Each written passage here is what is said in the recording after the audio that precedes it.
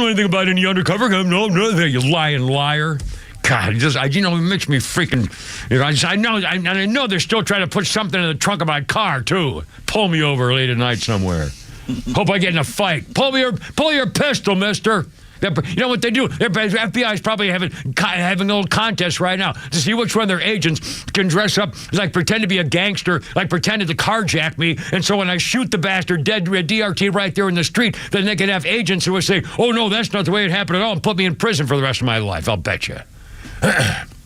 Well, it could be an overreaction. I'm not sure. Anyway, we got that cut. Well, I can't be responsible for everything. It's Wednesday. It's Christmas coming.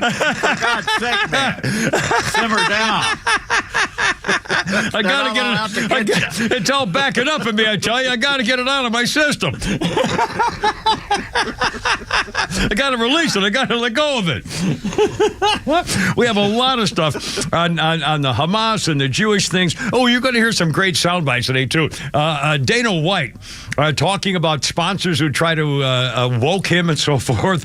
Also, Nikki Haley, holy cow, you may have just ruined your chances.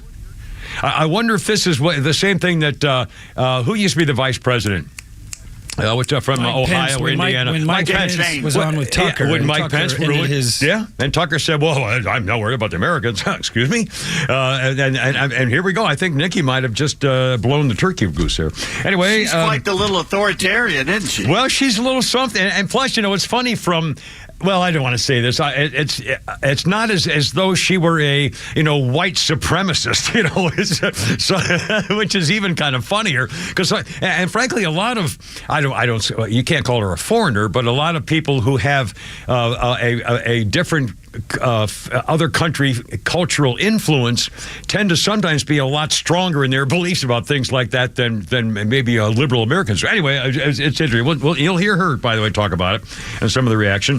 Massachusetts town to fly the Palestinian flag, all kinds of reaction, more people getting fired. That dirtbag who pulled the fire alarm in Congress and then pretended he didn't know anything about it and it was all a mistake and so forth is now being ripped because he was telling people what it means to be Jewish. He's black. I mean, I just think that's hysterical. It's like me telling him what it's like to be a black man in America today. Let's see. What do we got? We got so many. The ghost and the women hair pull. Could happen. It could happen. Also, just a little quick reaction here. And I promise we'll get to, we have actually newsy stuff. We also have Holy Crap at Sports. We have Pete's Tweets. We have some Flounders Funnies. I was an update on the Vatican and Freemasons. I didn't know this was a thing. And as an ordained minister, the most dangerous minister in America, I should know this, and I'm sure Pete does. On the Freemasons coming up, the Pope just made a new announcement saying, oh, no, you don't. First, quick reaction on a couple things. When I put the video of me, I took a selfie video of me in my old Marine Corps uniform from when I haven't been able to button since 1969 when I came home. And Nathan the Fuzz, our old buddy Nathan the Fuzz from years and years and years ago, tweeted out a reply to the video, and he's showing me taking a selfie with my cell phone, a video selfie, and he says, cute phone for a cute phone case for a Marine. And according to my phone case is, well, I'll hold it up to Skynet here, what do you call it, YouTube. It's blue, it's kind of blue and white, and the reason I have it is because every other case I've ever had with my cell phone is black. Everything in my house is black. The furniture's dark, the countertops are dark, and so whenever I'm going, if I'm in my, doing my study at my ottoman and chair stuff and taking down news notes and decide to go into the kitchen, I bring my phone with me and I'm liable to put it on the counter and then can't see it because the counter's black and the phone's black and I keep losing to play where my damn phone is. So I went into Best Buy's, or no, I went to, I think it was Target, anyway, whatever. And I went in there and I said, and it wasn't Best Buy's, it was Walmart. And I said, I need the brightest color phone case you have. And this was it. It's kind of a light blue and a little bit of a white. And it's still not really working. But anyway, that's why I have it, Mr. Smarty Pants. And then he did put an LOL, which means lots of love or something, I guess. Anyway, so I got a lot of reaction to my cut and pasting thing, too, which I don't really appreciate. And I got a phone problem I want to know about slowing me down, too. We'll get to that. A couple of quick video things coming up. If you haven't seen the latest in the crime going around in this country, if you drive a UPS truck or a FedEx truck, man, you're in danger every time you park it. Also, the guys with guns at homeowners' doors, we'll get to that in a second, too. 313, we got it all coming up with a Kimmer, Pete, and Flounder. 404-741-1230, 741-1230 on 106.3 right here.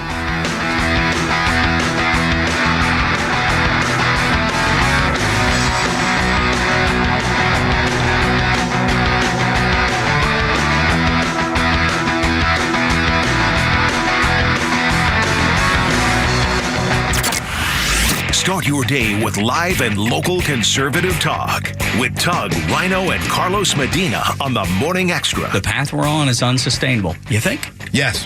And we have to get off that path sooner rather than later, which what we've been preaching about forever and ever and ever. And people get mad at us for blaming the Republicans just as much as the Democrats. Fine, be mad. They're all guilty.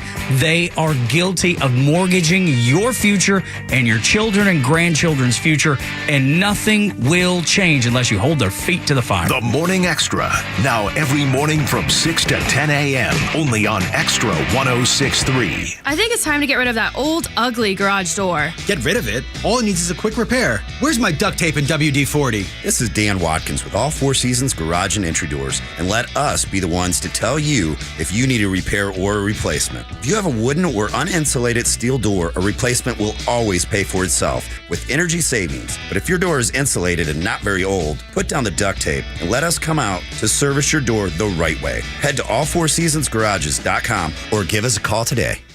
My name is Jamie High, and I have worked for Bruce Hagen for 14 years. Why do I work for Bruce? Because he truly cares. He cares about me, he cares about my family, and he cares about each and every one of his clients. Family is important to him, and he never makes me choose between my family and work. He values me as an employee, but also as a person. At our firm, we are all family, and I wouldn't want it any other way. I am Jamie, and I've worked for Bruce Hagen for 14 years because he's the best. Hagen-law.com.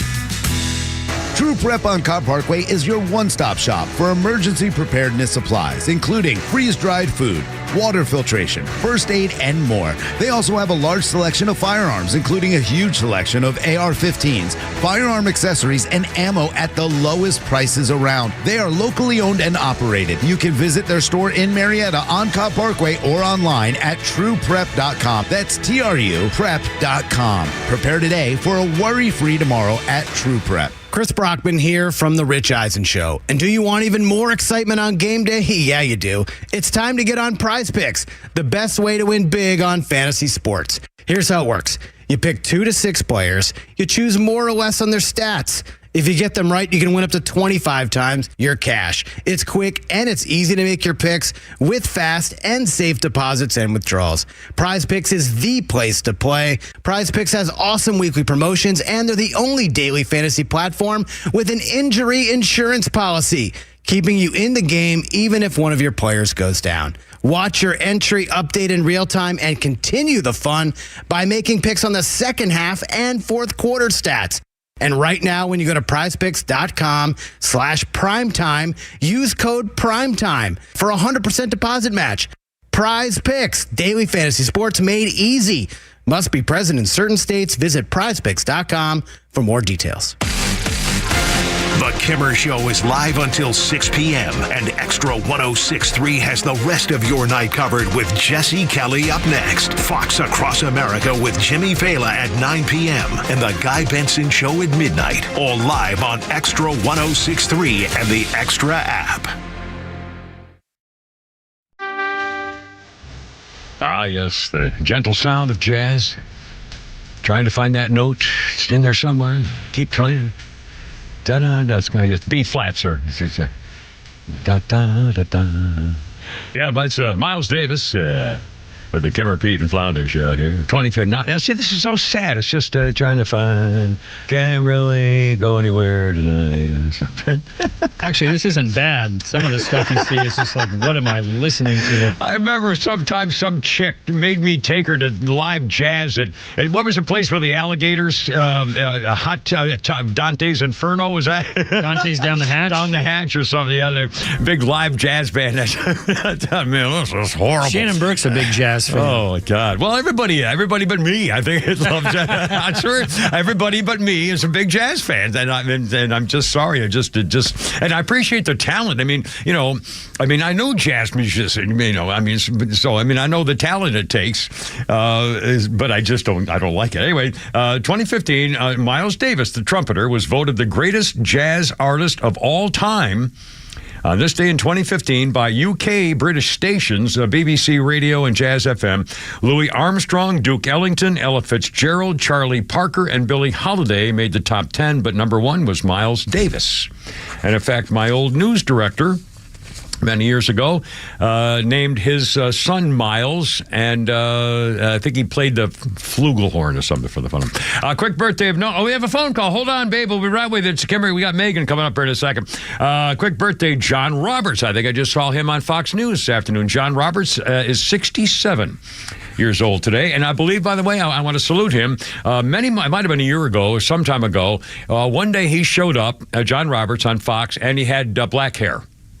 He had gone. It was going white or gray. It was going white, gray, and all of a sudden he showed up with black hair, and he looked ridiculous. I mean, he really looked ridiculous.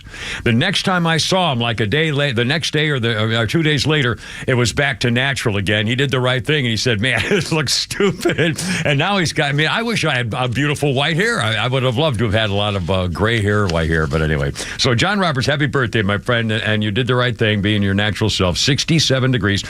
Quick historical note. Where was, here we go, 1993.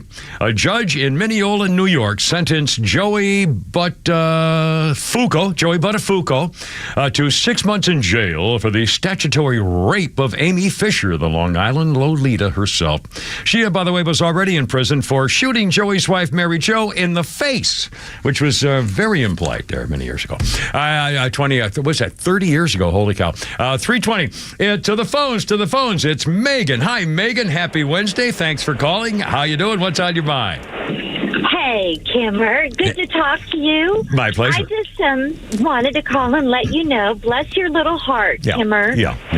LOL actually means laugh out loud. It doesn't mean love, lots of love. Just to let you know. And you do make me laugh out loud. I laughed out loud when you said that. Well, it reminds me of the famous story of the lady who sent a condolence note to a woman, the family of a woman who just died. And she said, may the peace be happiness with you for the loss of the love of the thing, and signed it LOL, thinking it meant lots of love. Oh, God. To the funeral of the well, it's like SAS. When I see SMH, it all it means to me is suck my hand, and I know that's not right. I'm not good with these. What are the what do they call them? Glippity gloppities, or what the hell are they called? Hey, I'm old like you, and my kids just say, "Mom, you're old. You don't know what you're talking about." There you go. And we just go about our happy way. Thank you, Megan. Exactly. Yes. There you go. All right, baby. Thanks, Megan. You have a great day. Be careful out there. She's very sweet. 3:22. But speaking of be careful out there, again, I think I'll do the Hunter story here in a minute, the Vegas teens and the FBI lying idiot. And we'll do Dana White. We'll play Dana White's soundbite coming up here in a second, too, Flounder. First of all, if you haven't seen it, this is 2 videos, actually 4 videos. Talking about visualizing what's going on in crime in America. And again, surveillance cameras are everywhere. If you're going to do something stupid, you're probably going to, well, I shouldn't warn criminals because they're too dumb to keep doing it. But some of the 2 things really struck me. I saw this morning, last night, and so forth. There was it doesn't even matter where they were, major cities, Democrat cities mostly, and a UPS truck had pulled over. A woman got out to go deliver a package, and about 15 guys in the neighborhood of a certain persuasion all just stole everything out of the truck, grabbed all the packages, ran down the street, and the lady standing there going, hello, and off they go. No problem, no big deal. And what's she going to do about it? And then the same thing, a FedEx truck. Unbelievable. I mean, they just have taken everything out of the truck. They just swarmed the place. What are you going to do about it? And then I saw 2 different videos of stores. And all of a sudden, a mob crowd. It's like one of those flash mobs. There must have been a dozen of them, and all of a certain persuasion, all of a sudden just taking everything. I saw a guy running out the door, and he grabbed the big 4-foot-long lighted up display thing, and took off through the door with that. I mean, they're just grabbing everything. One guy dragged out the entire, those big metal stands where they have all the candy and the crackers and all that stuff, and they're metal wire stands and all. They're big, different layers like a Christmas tree of all of the snacks and stuff. This guy dragged the whole he grabbed it by the top and dragged the whole damn thing out of the store. I mean, the metal rack out of and who's going to do what? I mean, they're like flash mobs like this all over the place all the time. And if you pull over a truck and you're a delivery guy, boom, there goes somebody's Christmas presents. They're all gone forever. And of course, your insurance may cover the money you pay, but that's not the point. The point is you lost a present to somebody you cared about or whatever it is you needed. Oh, my God. And they're just getting away with it. No big deal.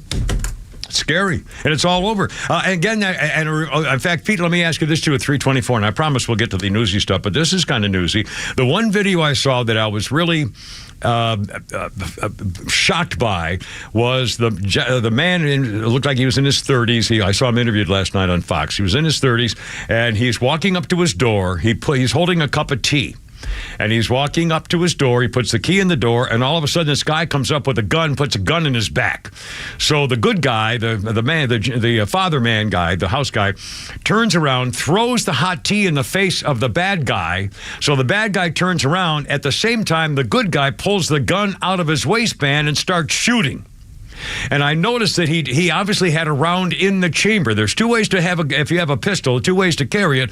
One with a round in the chamber and perhaps some kind of safety device if your pistol have it. Some don't. Like revolvers don't have safety, so if you pull a trigger, it's going to fire. But he had an automatic, looked like, and so he obviously had a round in the chamber. And there's a debate. All gun owners have a debate of whether they put a round in the chamber or whether they would want to take the time to rack the slide and put it in there so they don't have it doesn't go off accidentally pulling it out of their pants or something. Anyway, but this guy, you're coming up to his door, holding a cup of tea, and gets a gun stuck in his back, and then gets in a gunfight with the two guys. And then the other video just killed me. The three guys in masks come barge into a house, tie up the mother and wife, and their 4-year-old daughter is wandering around in the area, watching it in the living room as they're on the floor being, threatened with having their heads blown off. And their little 4-year-old daughter is right there. Gee, what's going on, Daddy and Mommy? While the bad guys are, ready to pistol whip their parents. 4 years old. All their folks are getting robbed. God, it's unbelievable.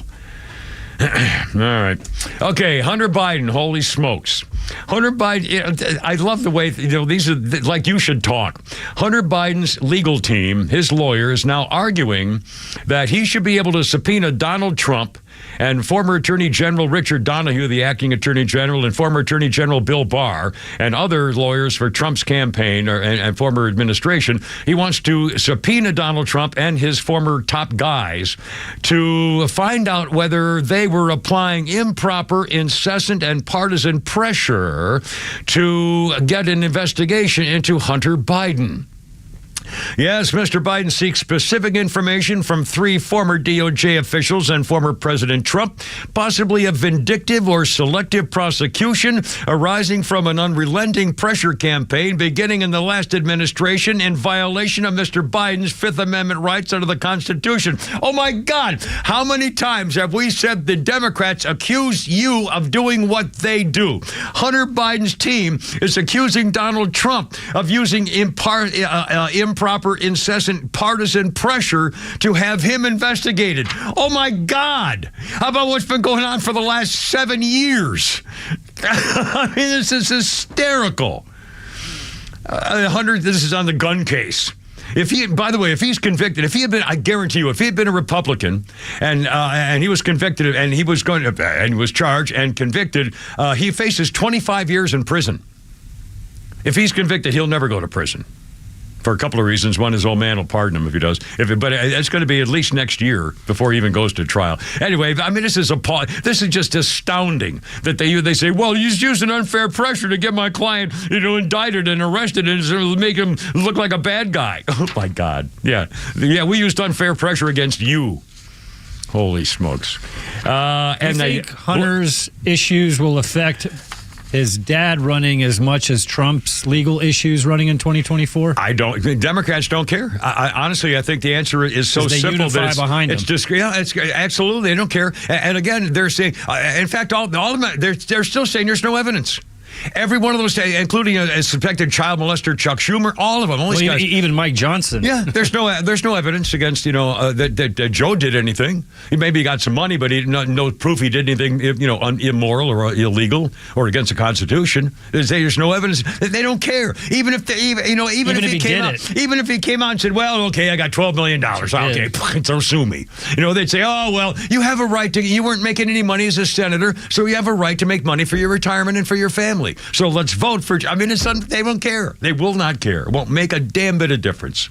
And if he's convicted, and I don't think, he's not going to be president next time. But anyway, it's just astounding. Oh, also, this is hysterical. FBI Director Chrissy Ray, the Cossack from Russia, suspected undercover Russian agent, says the border getaways are a real serious concern for us here at the FBI. All these evading illegal immigrants coming into the country is a source of concern. We really don't know what to do about it. Our sources are telling us, now I'm getting a phone call and I can't take it right now. The number of getaways is well over 2 million. And can the FBI, at the hearing, they asked him, can the FBI guarantee the people of unknown suspected terrorists are not among those getaways? He said, well, it's a great concern. I thought you were the national police force. You're supposed to be stopping them. If criminals are coming across the border with fentanyl to kill our children, why aren't you stopping them? Why aren't you there arresting them? Why aren't you there searching them?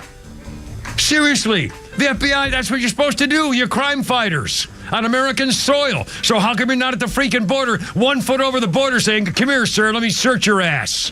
Freaking cowards. You damn stinking traitors. That's where you lying stinking scumbag. God, yeah, put something in my trunk. See what happens to you. 3:30, my God, man.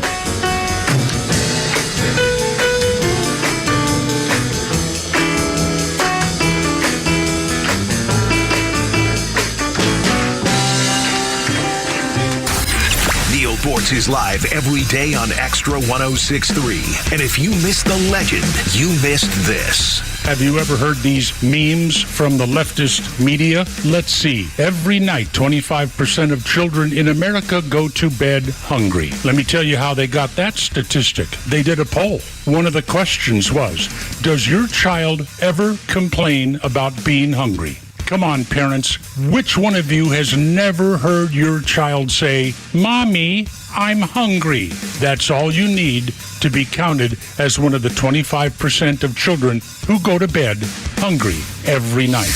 Catch Neil's commentary every day on Extra 106.3 or listen anytime on the Extra 106.3 app. Hey Atlanta, it's Mark from the Safe House. You've heard me talk about fake safes, and while that's a really bad way to secure your valuables, you want to hear something that's even worse? Kamala Harris is president. Wow, let that sink in. That'll make you want to throw up. Well, there is good news. The Safe House has the largest selection of safes in the Southeast and some of the best pricing and rebates on safes this entire year. Secure your valuables in a quality safe from the Safe House. Drop by our showroom today or go to AtlantaSafehouse.com. That's AtlantaSafehouse.com. Hey, it's Lowe's here with my real estate expert, Rhonda Duffy. And Rhonda, you've been saving buyers and sellers big money for over 20 years, and that's important to you personally, isn't it? You know, a long time ago, I heard a cliche that really isn't a cliche anymore and has been very powerful in my own life, and that is, it's not what you make, it's what you save. And at Duffy, one of the things that I'm so proud about is that not only do we allow the sellers to list at a high price, we also allow them to keep the lowest commission possible to get the job done, which is unheard of. You can actually list and sell your home for 1% total commission. And if we work off of the old premise of it's not what you make, it's what you save, we're actually talking about money that is tax-free when you roll it into another house. These are investments. They're not something to be taken lightly. They're your opportunities in life. Thank you, Dad. So save your money and list with Duffy because money matters. DuffyRealtyATL.com. DuffyRealtyATL.com.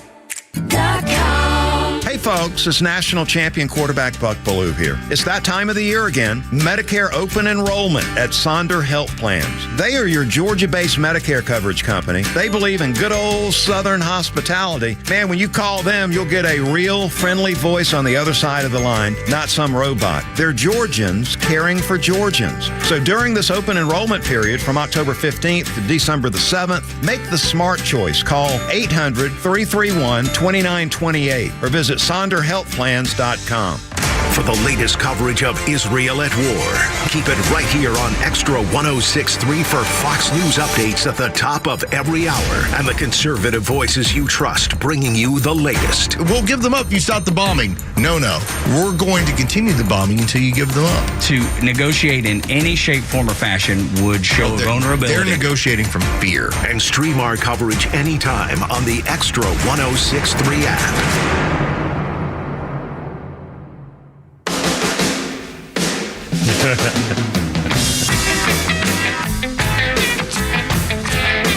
Sounds like Jamaican calypso music.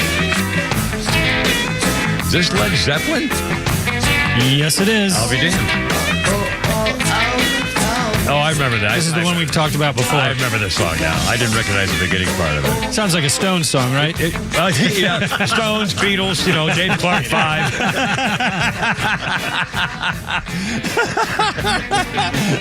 Yeah, this is Led Zeppelin, all right. And it was on this day in 2007.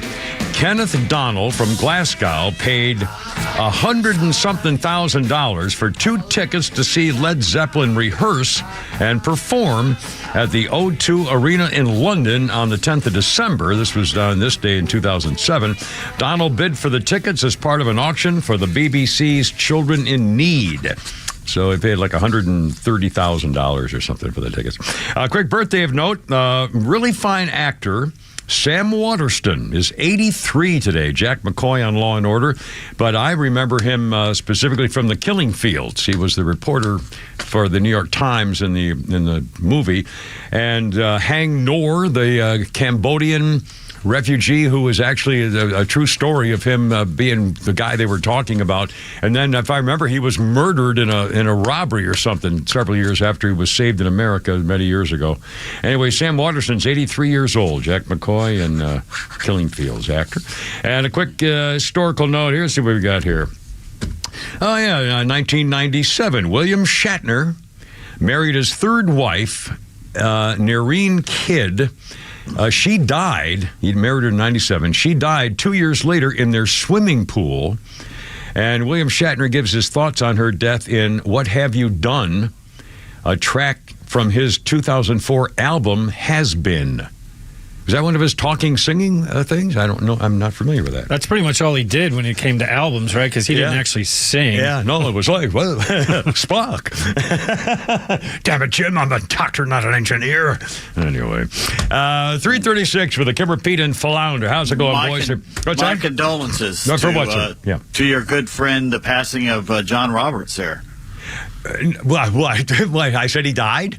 You said he was 67 degrees, and that usually means you're dead. I said 67 degrees? Yes. Are you serious? Serious. He's dead. That's way below your 98.6. I'm sorry. Oh, no, that would be 8 years with 67 years. He is 67 degrees. I can't believe it. Oh, my God. Oh, I'm losing He's in it. an induced coma. Yeah, apparently. Yeah, just to cool him down a little. He's getting out of control or something. Jeez. Mercy. 3:37.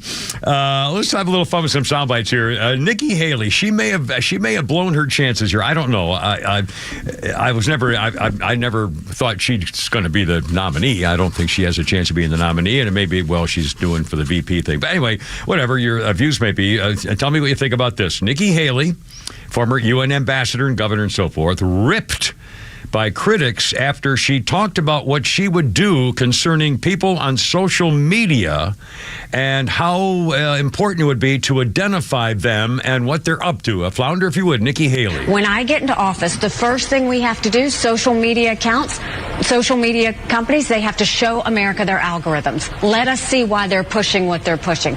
The second thing is every person on social media should be verified by their name. That's, first of all, it's a national security threat. When you do that, all of a sudden people have to stand by what they say, and it gets rid of the Russian bots, the Iranian bots, and the Chinese bots. And then you're going to get some civility when people know their name is next to what they say. Accountability. And they know their pastor and their family member is going to see it. It's going to help our kids, and it's going to help our country.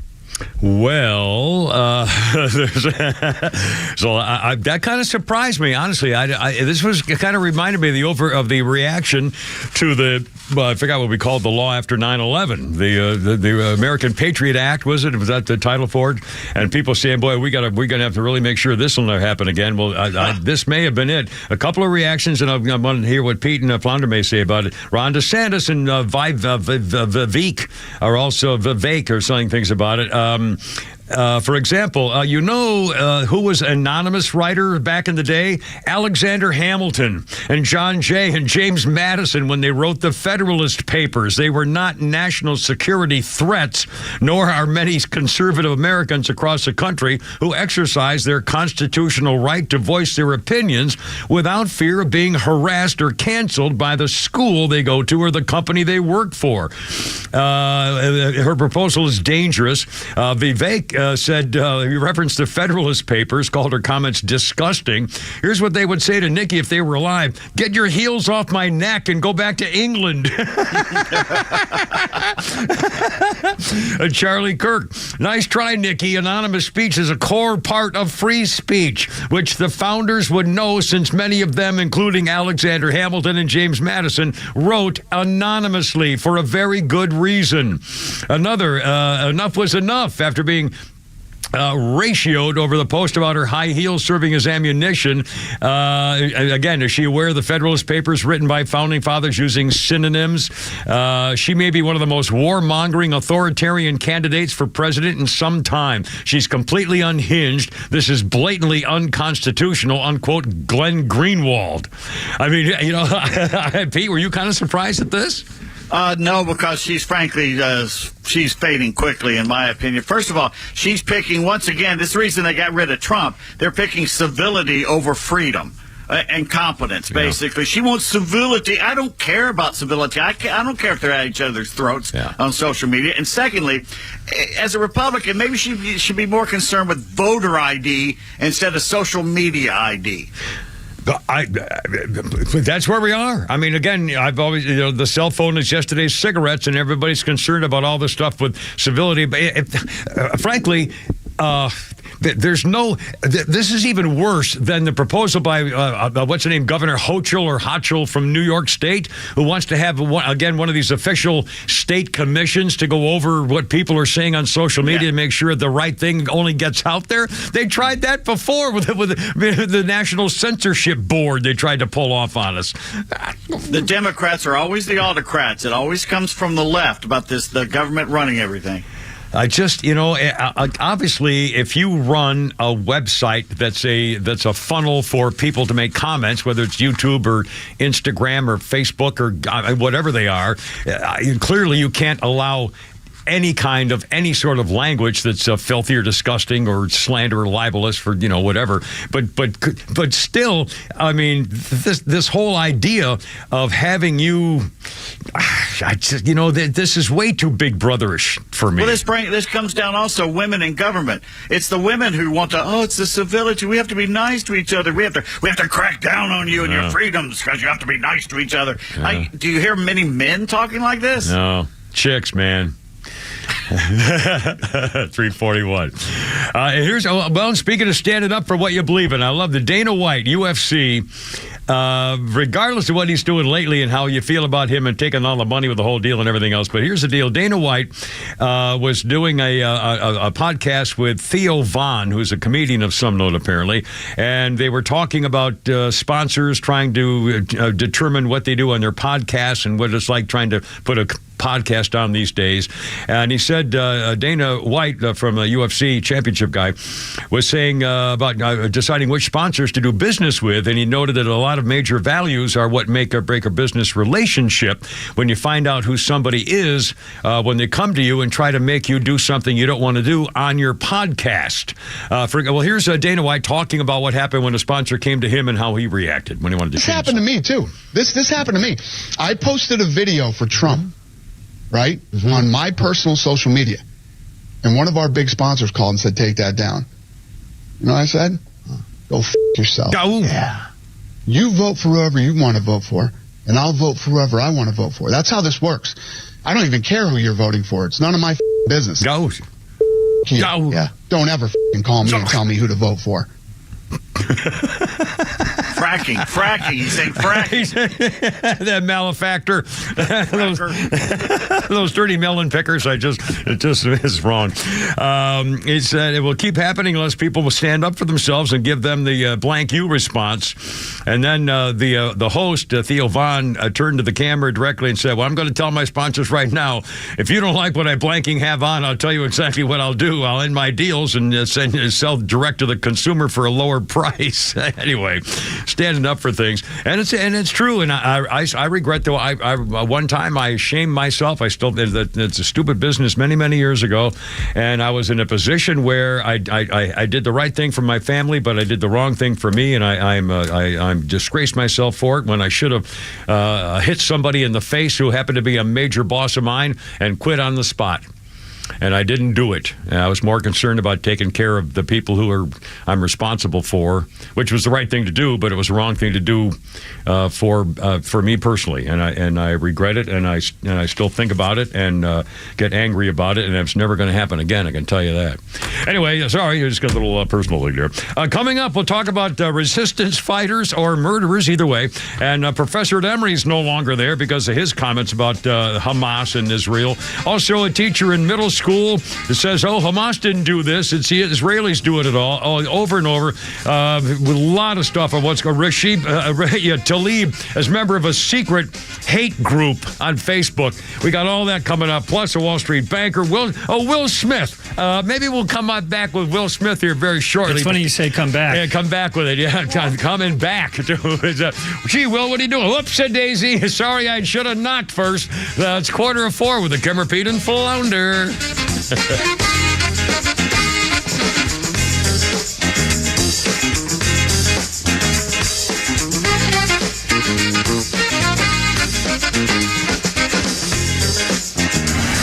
With international conflicts running hot and Israel at war, you can trust Extra 106.3 to bring you the latest breaking news throughout the day and the conservative voices you trust for all the latest. Hamas is a terrorist organization, and anybody who supports the terrorist attack on Israel should be released from this country and sent away. Israel at war, with live updates all day. If 9/11 happened to us again today, I wonder what the hell the reaction would be. From Atlanta's only conservative news and talk station, Extra 106.3 and the Extra app.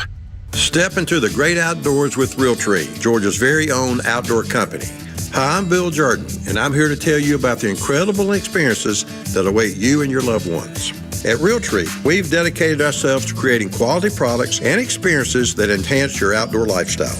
Whether you're an experienced hunter or a novice angler, Realtree has everything you need to make your outdoor adventures a success. Visit Realtree.com to discover a world of possibilities. Realtree, family, friends, and the outdoors. Americold Logistics LLC has an opening for a supply chain analyst, job code CN1102, in Atlanta, Georgia, and other unanticipated locations throughout the United States. Support companies' internal analytic capabilities and strategic initiatives by conducting comprehensive supply chain analysis of network-wide operations and material flows. Focus on leveraging big data to drive strategic, long-term, and tactical, project-focused decision-making. This position requires a master's degree in industrial engineering, mechanical engineering, or a related field. Position requires approximately 10% travel to warehouse sites. Possibility of working remotely with occasional business travel. Offered salary range is $61,339 to $74,443 per year. To apply, mail resume to Americold Logistics LLC, attention Barbara Bishop, 10 Glen Lake Parkway, Northeast, South Tower, Suite 600, Atlanta, Georgia 30328. You've been listening to Ray Giudice for years. He's a smart guy. You know he knows DUI and criminal law. He's been in practice for over 30 years. But did you know Ray knows some of the best legal minds in the business? From labor contracts to real estate to divorce. Ray can help you through it all. He can put together the legal team you need. He's the guy you call when you've got legal questions. So call him at 404-964-4185. Ray Giudice, 404-964-4185. Atlanta radio legends are right here on Extra 106.3. And here's what you missed from Neil Bortz. What in the world is happening to this country?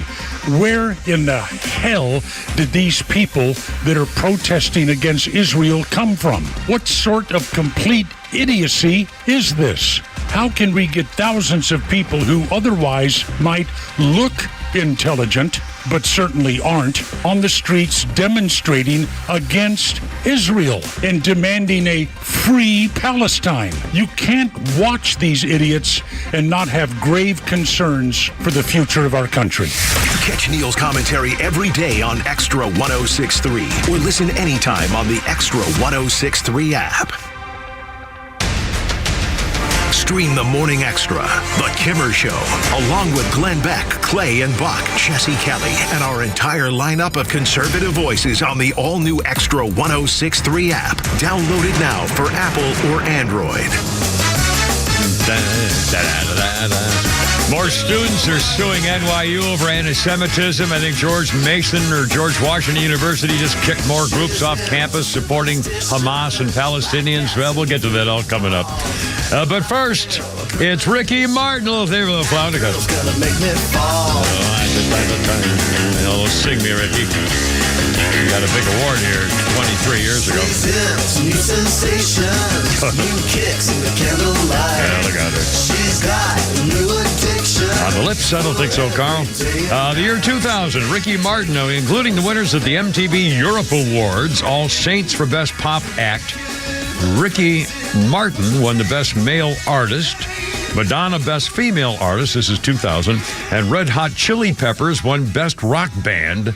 Blink 182 won Best New Act, and Jennifer Lopez won Best R&B Act in 2000, the European MTV Awards. 350 with the Kimmer, Pete, and Flounder. You'll hear from about Will Smith here coming up in a second, and also Flounder's Funny. We got a whole bunch of stuff here. A quick birthday of note, Beverly D'Angelo, 72 today. She played Charlie. She played Chevy Chase's wife, Ellen Griswold, in the Vacation movies, and was Ed Norton's chain-smoking mom in American History X, among other things. Beverly D'Angelo has been around for years, 72 years old, acting. And, 1990, speaking of music, Milli Vanilli producer Frank Farian publicly admitted that Fabrice Morvan and Rob Pilatus never sang a note on their entire freaking album. They lip-synced Milli Vanilli, eventually returning their Best New Artist Grammy Award. Fab, by the way, Fabrice Morvan, is now a pitchman for KFC. And Rob is sadly kicking up Daisy. Oh, sorry about that. This guy Fab does commercials for Kentucky Fried Chicken. I haven't seen that. I'm kind of surprised that they would want to use them. Anyway, 351. How's it going? It's on the Kimmer, Pete, and Flounder. 404-741-1230. 741-1230. Okay, here we go. Will Smith is now having to deny rumors that he's a switch hitter. Or maybe a gay, period. We don't know. He's been separated from his wife for like 7 years. Well, his wife looks like a guy, so. Well, you could never really tell. What kind of crack is that? Will Smith is now denying claims he got caught having sex with a Fresh Prince of Bel-Air actor named Dwayne Martin, saying it's unequivocally false. Well, a guy who describes himself as the actor's former personal assistant named Brother Bilal made the shocking accusation in an interview on the internet personality Tasha K interview. Flounder, let's play a little bit of the soundbite talking about Will Smith and what happened when he caught him doing something one time. That I walked in on. Who'd you walk in on? Him and Dwayne Martin. Okay. Hollywood is the hurry up and wait game. So 3 minutes later, after them telling me, "Hey, you got eyes on Will. We need him to come watch this." So I'm running all over the studio. He's not in his dressing room. I go to the cafeteria. I'm like, "What?" But I see his car there. I'm like, "Where's this guy at?" So now I'm holding Dwayne down too. So I have the keys to his dressing room. So I'm like, "Yo," and they're calling I'm on walkie-talkie and they're calling my cell phone. "Yo, we need to get Will here." I'm like, "Yo, kind of down." Like, I'm trying to find this. Like, this is unlike him, right? So, all right, I open the door to Dwayne's dressing room, and that's when I see Dwayne and having sex with Will. Let me process that for a second. there was a couch, and Will was bent over on the couch, and Dwayne was standing up, killing him, murder. It was murder in there.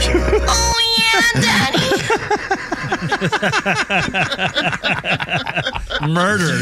Yeah, well, Will Smith is considering a lawsuit, that's for sure, but it gets even worse. Dwayne Martin was married to actress Tisha Campbell 10 or 15 years ago, known for his stints in LA's Finest and on the show All of Us. He worked with Will Smith on a number of projects, 2 episodes of the former series Fresh Prince. And then there's another thing when he said he caught him engaging in sexual activity, and it was Will Smith who was doing the girl part. Pitching. Will Smith was catching. What? Yeah. That's not what I got from that. If he's murdering the other guy. No. Will Smith was bent over on the couch, and Dwayne was standing up, killing him, murdering him. It was murder in there. Will Smith was bent over. Can you repeat that for me, please? Yeah. And here's even worse. Bilal said that when he saw him, they said Will Smith was like a deer in the headlights and said, "Oh, blank," when he encountered the pair. His estranged wife, Jada Pinkett Smith, said, was she the woman, this girl asked him on the interview, was this the woman everybody wanted? Will Smith needed that validation to have that type of woman. And then the girl interview said to Bilal, you saw her, Jada Pinkett Smith, say that Will Smith had a small frink-fra-fra-fra? And Bilal said in response, quote, if a woman, this again, Will Smith, he's really going to be upset about all of this. Quote, if a woman is used to something the size of a baby leg and you come in with a pinky toe, there's nothing you're going to do to please her. If she's itching for that baby leg, she wants that baby leg. And so bingo, bango. So pinky toe description is not going to go over too well. Well, the other thing is this obviously happened when Will was doing the television show, which was when he was long before he was married to Jada Pinkett Smith. Yeah. Now it indicated here that Will wanted to validate himself by being with her, and that was apparently he was gay, and that's why he got with her to pretend that he was a man. Yeah, we're assuming, but again, that's what he said, and chances are, if that is true, the man's gay. I'm sorry. If you eat a foot, you're a cannibal. You don't have to eat the whole guy. If you eat somebody's foot, you're a freaking cannibal. I'm sorry. And if you do that, you're gay, which is fine. There's nothing wrong with that, but just, You put me off my feedback for the rest of the day. I talk about little things lately for some reason. I'm trying to enjoy little things in my life for obvious reason. Because everybody's got to have something. But I'm such a loser. I'm not a man.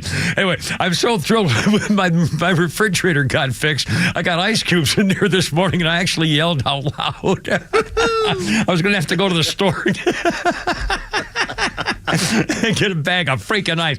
I mean, honestly, God, it's cold in there. It's cold in there, too. And by the way, I did not know this. This is stupid for me to be bringing this up. A guy from Canada or Canadian, Canady company up there in Roswell, Alpharetta area. Good guy. And he recognized me. He said, "Oh, yeah, you're the radio guy." I said, "Yeah, that's how I used to be." And he knew about 106.3. And he said, "Oh, yeah, you're a guy on that app." Anyway, so when he fixed the thing, I had it when it started losing its cooling power. So on the little dial you have up on top of the inside refrigerator, numbers 1 through 9 is the coldest. So I put both the freezer and the refrigerator numbers on 9. Well, when he got there and he said, "By the way, those numbers don't really work." He said, "Keep it on 5. You put it on 5. Well, this morning when I would get up to check my fridge, it's freezing. It's very, very cold on the number 5 on the gauge of your refrigerator. Chances are, if you have to put it up to 9, you may have a defrosting problem, which is what happened to mine. He had to replace the defroster unit because it was all just frozen solid and nothing was working. So anyway, and of course it's 12 or 15 years old, so I'm not surprised. Anyway, 3:57 with a Kimmer, Pete, and Flounder. Wow. Hard to believe this story. We're going to talk about the Hamas and the Jewish things, too. And again, there's a lot more reaction going around the country. College campuses, kids are fighting back. Jewish kids are saying we're not safe and we're suing over it. But check this out. In Connecticut, a married educator, Allison Kranick, 42 years old, has turned herself into police. Married mother of 2. It turns out that one of her boy charges, she's an educator in Connecticut, This boy snuck out of his house at least 14 times during overnight hours to meet with this married 42-year-old woman. She was either hiding behind a bush on his property or nearby, or walking up toward his house. They would have sex in her car, sometimes in the area. Apparently, we're making out at the school in Columbia, Connecticut.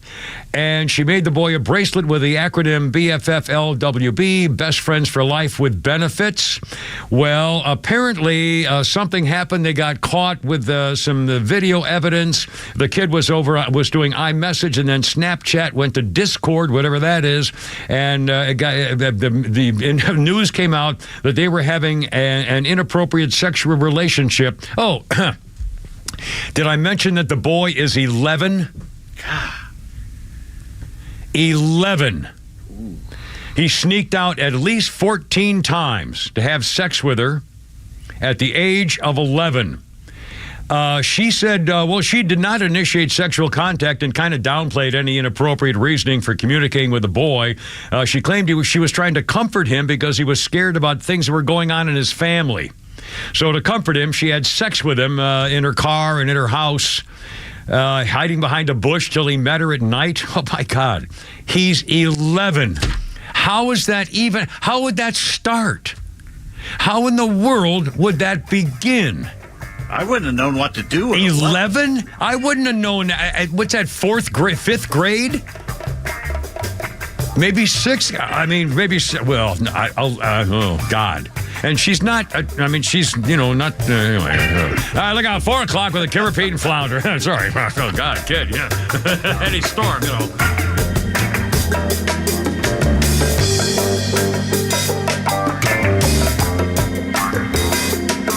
WFOM and W292EV Marietta, a Dickey Broadcasting Station. This hour is presented by Atlanta Safe House.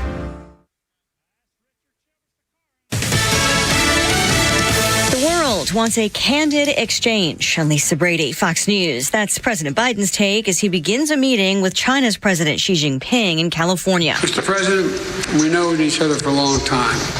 We haven't always agreed, which was not a surprise to anyone.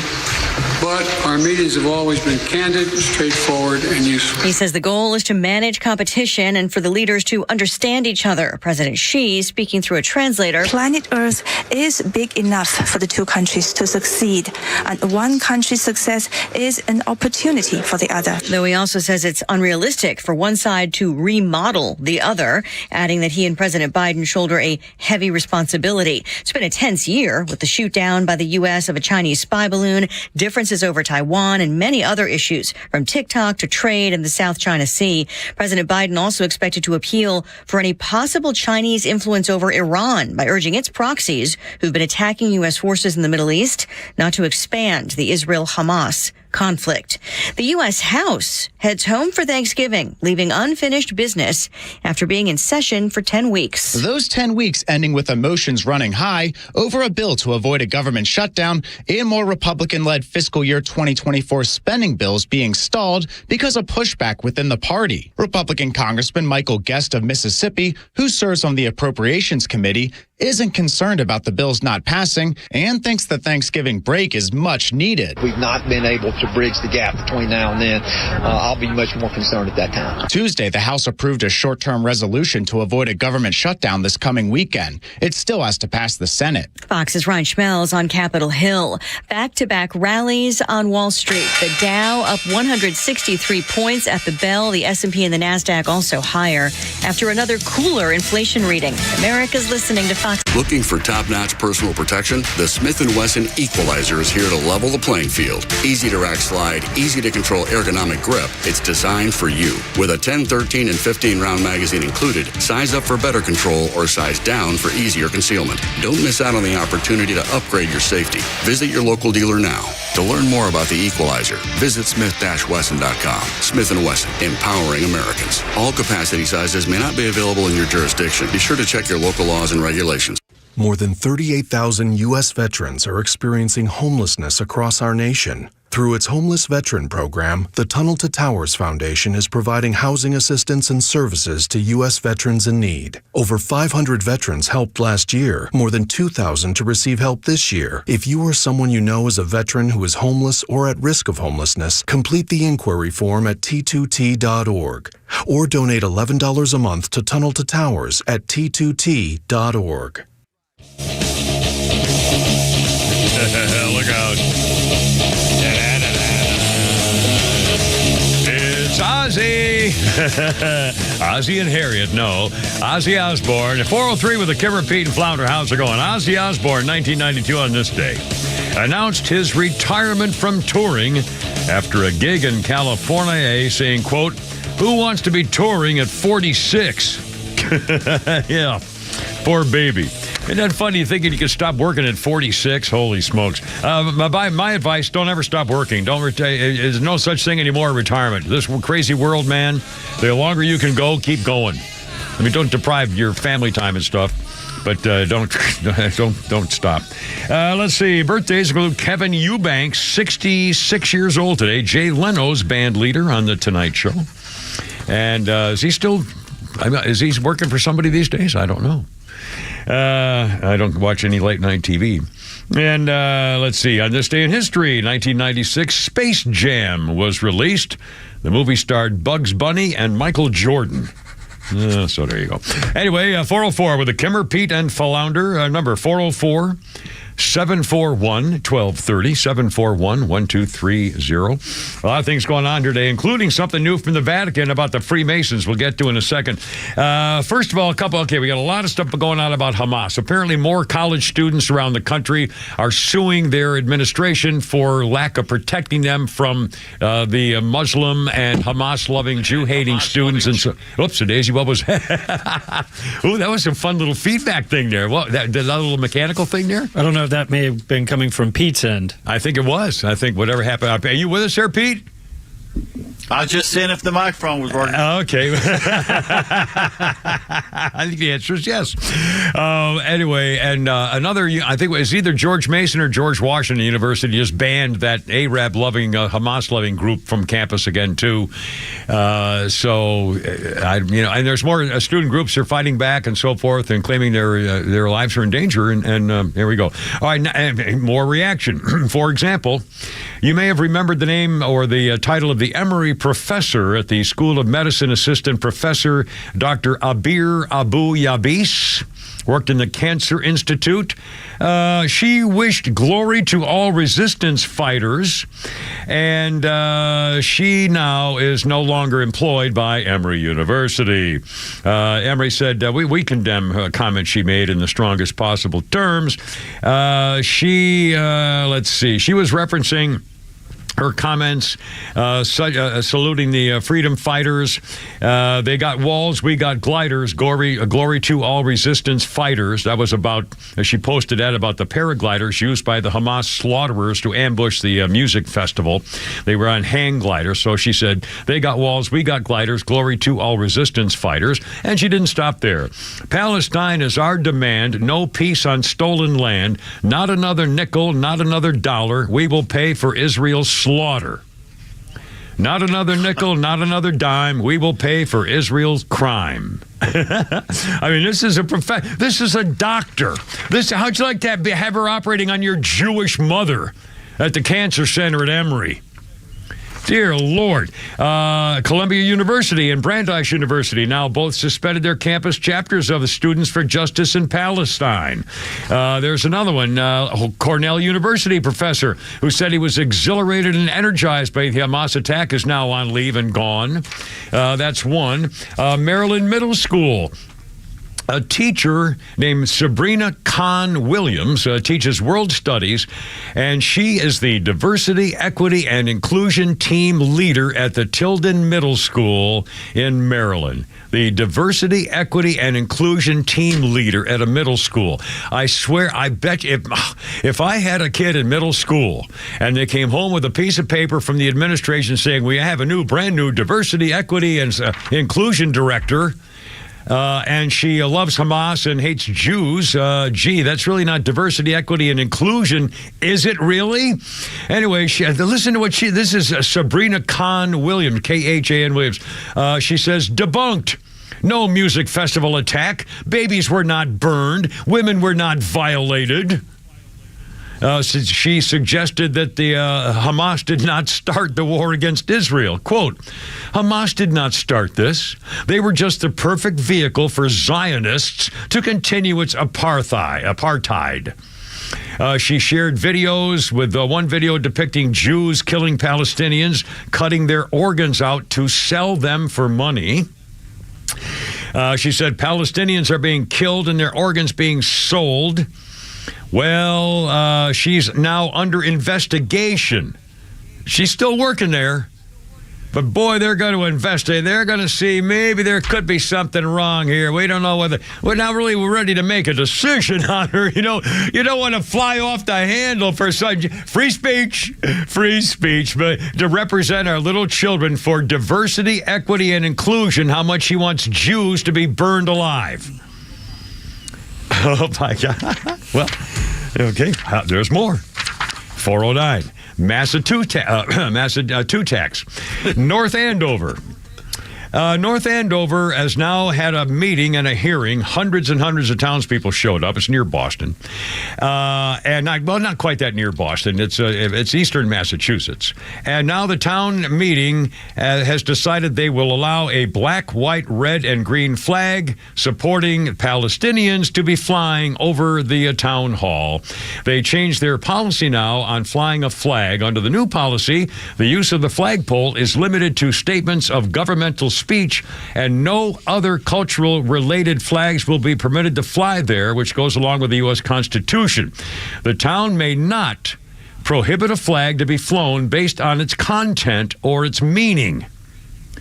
It indicates denial of a resident's flag application under the prior policy places the town in jeopardy of legal action. Somebody wanted to flag the Palestinian flag, and the town said, well, no. And then the lawyer said, well, you can't say no because the Supreme Court says you can't limit a statement of a flag flying at your pole. So now they have to allow the Palestinian flag by law, according to them. The town also had an Israeli flag flying at some point since the attack in October. So, of course, now the Arab lover Jew haters have to come out with their own flag.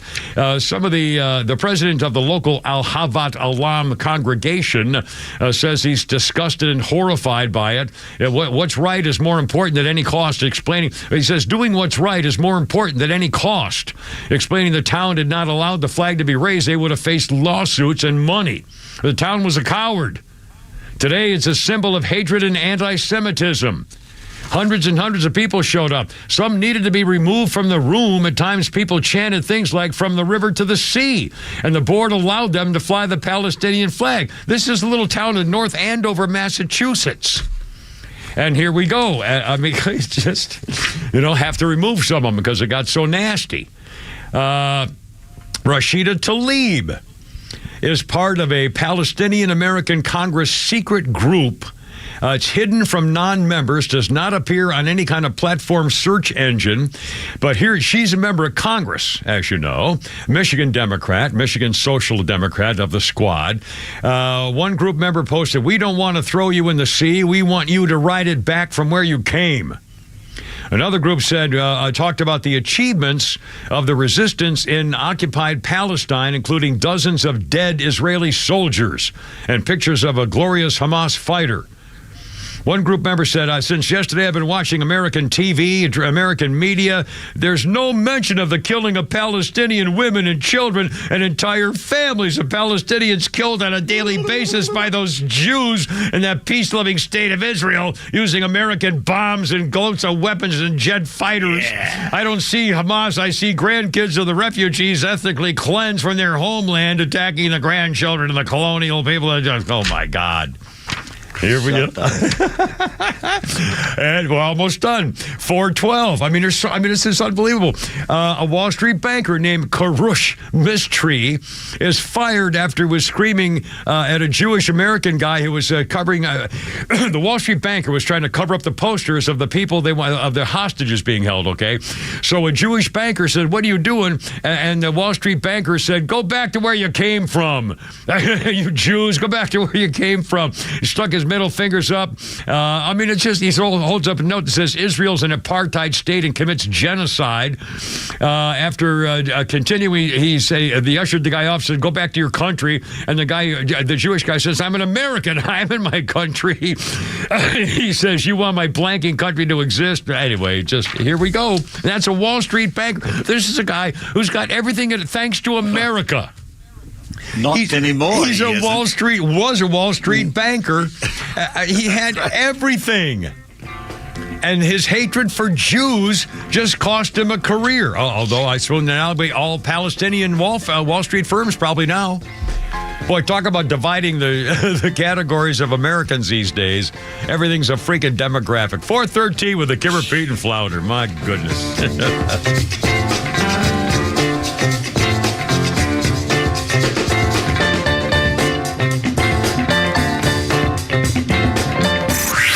Time for the Bortz Report, exclusively on Atlanta's only conservative news and talk station, Extra 106.3. Have you ever sat down and really tried to figure out the difference between Democrats and Republicans? It can be an interesting exercise. Maybe start by thinking about one word that is absolutely poison to Democrats, to liberals: merit, meritocracy. That you should have to work, make wise decisions, and earn your way to a full and fulfilling life in our society. If you think that it is somebody else's role to take care of you and make sure you have everything you need, or if you're one of the people that thinks that you are there to save somebody from their laziness, lack of effort, and poor decision-making, well, you're a Democrat. You're a liberal. You're a progressive. There's that ugly word, equity. Go to Oregon. If you think the solution to some groups of students, and remember, liberals think in terms of groups, but if you think there's a problem that some groups do better in school, score higher on tests than others, and the solution is just get rid of the tests, then everybody's the same. Yeah, you're a progressive. You're a Democrat. That's right. In Oregon, they've removed any and all standards, except maybe attendance, from getting a high school diploma. Or if, Lord forbid, you actually adopt an individual identity rather than embrace your group identity, well, then you might be a conservative. You might be a Republican. I think it's important you recognize how much the left hates individuality. It was Hillary Clinton that told us we have to stop worrying about the rights of individuals and worry about what's good for society. Yeah, the group, not the individual. Really study the difference between Democrat philosophy and Republican. And like a little 4-week-old puppy, your eyes will open. Neil Bortz, Extra 106.3. If you've experienced high levels of humidity in your home at times during this past year, you may want to consider installing a whole house dehumidifier. Hey, it's Tug for Central Heating and Air. A whole house dehumidifier can also make your home more comfortable and energy efficient while protecting your home's contents. You can even improve your health, fighting viruses, bacteria, mold, and other airborne pollutants that thrive in excessively damp conditions. A dehumidifier will protect your home.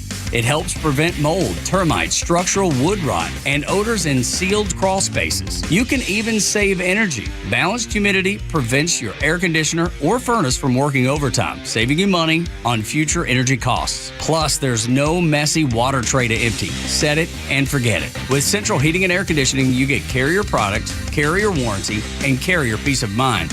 Turn to Central, your Atlantic carrier expert. Call 770-GET-HEAT or visit centralheat.com. That's 770-GET-HEAT or centralheat.com. If there's one thing the Flying Biscuit knows, it's breakfast and lunch. That's why they serve it all day. We're talking about their famous stuffed French toast, chicken and waffles, mimosa flights, and more. They even offer vegan, vegetarian, gluten-free, and keto options. And if you're planning that holiday party, the Flying Biscuit also caters parties big or small. What more can I say? Fly over to the Biscuit today. The Flying Biscuit, 13 locations around Atlanta. Find yours at flyingbiscuit.com. Hey Atlanta, it's Ben, host of the Weekend Ben Burnett Show, right here on Extra 106.3, Atlanta's all-conservative talk station. Each Saturday and Sunday at noon, you can catch my show where we talk about all the issues, local, national, and global. If you miss an episode, you can catch all my content at the Podcast Park, where I put out new episodes of the Ben Burnett Show on Tuesdays and Thursdays, featuring long-form interviews with the people who create your perspective. Thanks for listening to Extra 106.3, Atlanta's all-conservative talk station. See you around, Atlanta.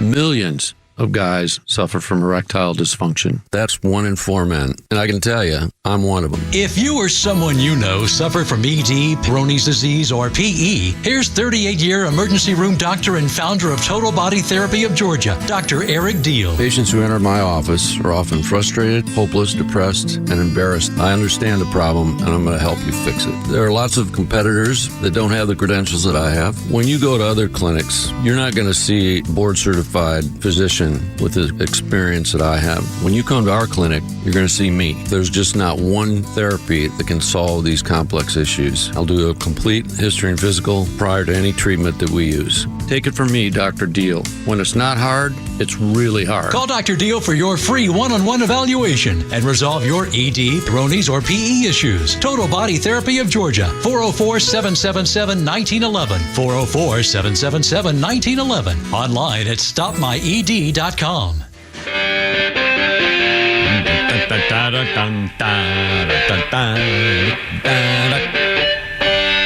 it funny how songs bring back certain memories? And I'm thinking one I mentioned, I think on our podcast some time ago, about this song and the girl who kind of picked me up at the dry cleaners when I worked in San Francisco. And she was a huge Dire Straits fan. And she worked at the dry cleaners, recognized me from being on TV, and I took her for a ride on my Harley for our weekend date, and went to a record store and stopped and bought her this song, this album. It was a cassette back then. It was in 85 or whatever it was, 1985. Anyway, because that was her favorite song in Dire Straits, and she rewarded the giver, so I thought that was a wonderful experience. And she's the one who got in a fight with the other girl who worked at the dry cleaners over me. I couldn't believe it. Sorry, I couldn't be talking about that because I'm so disgusting these days. But I was on TV, and they actually had a fight, and the other girl got fired for trying to beat her up in the dry cleaners over who was going to go out. Anyway, sorry. 420. It's only me. It's only the Kimmer with Pete and Flounder. That was Dire Straits, and I've talked over the entire thing, Flounder. I'm so sorry. 1987. Play it again if you want. Dire Straits became the first act to sell more than 3 million copies of an album in Britain. Now, wait a minute. That can't be true. The Beatles and the Stones never sold 3 million copies before 1987? Dire Straits, the first act to sell over 3 million copies of an album in Britain. Brothers in Arms contained 5 top 40 singles: Money for Nothing, So Far Away, Walk of Life, that's my favorite one, I think, Brothers in Arms, and Your Latest Trick. The album's the 8th best-selling album in British history. It wasn't even their best album. That's unbelievable. How is it possible that the Stones and the Beatles did not sell 3 million albums in Britain? That can't be right. There's got to be something there left out of the... on a Thursday or something. The album more sold on a Thursday than any other band. They're coming out with new things in sports all the time. The highest scoring game on a Thursday night football game east of the West Coast or something. 421, a quick birthday, Johnny Lee Miller. We got the moves. Well, play a little record TV.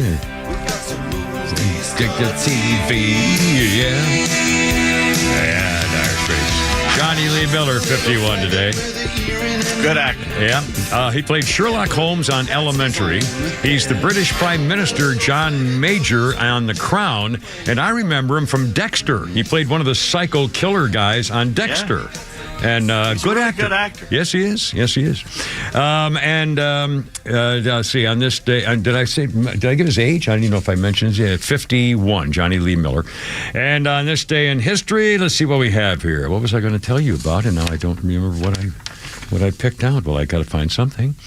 Here we go. All right, how about this? 1806, explorer Zebulon Pike spotted the Colorado Mountains. They later named one of them after him, Zebulon's Hill, famous Zebulon's Hill.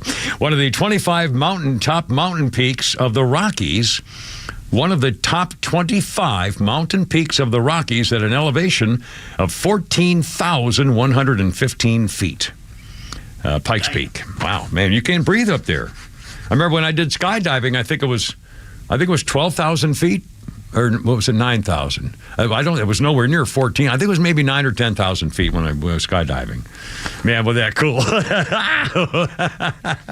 Anyway, 423, Kimmer, Pete, and Flounder, how's it going? Another couple of quick things, and then I'm going to talk about the Vatican. Now, we got a Flounder's Funny. Anytime, let me know when you want to do that. Talking about the rally yesterday in D.C., now they're saying it was like 290,000 people. I mean, there's a lot of people there, obviously. And not all of them made it. A group hired let's see, I'm found the name of the thing here. Jewish Federation of Detroit hired 3 private jets and sent 900 people on 3 private planes out of Detroit to go to the rally in Washington yesterday.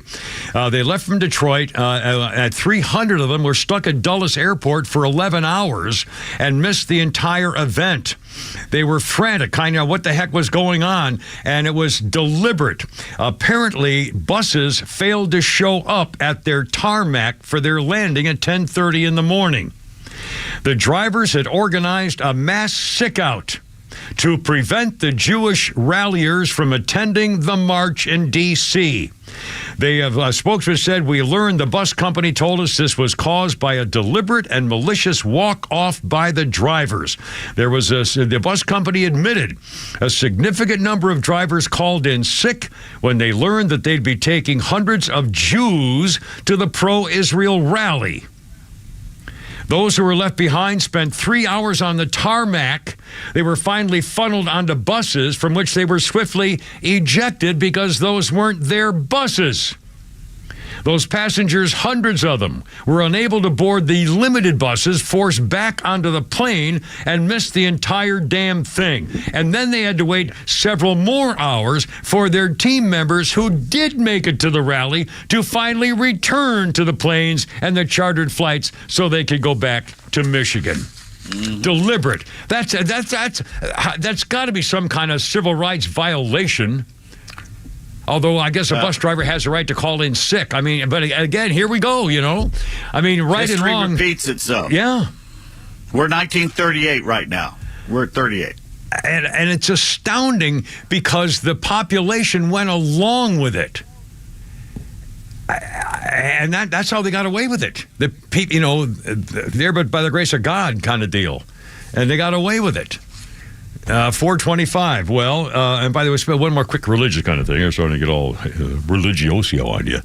The Vatican says, you Freemasons, no thank you.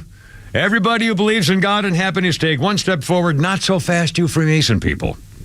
Catholics cannot join the world's largest secret society.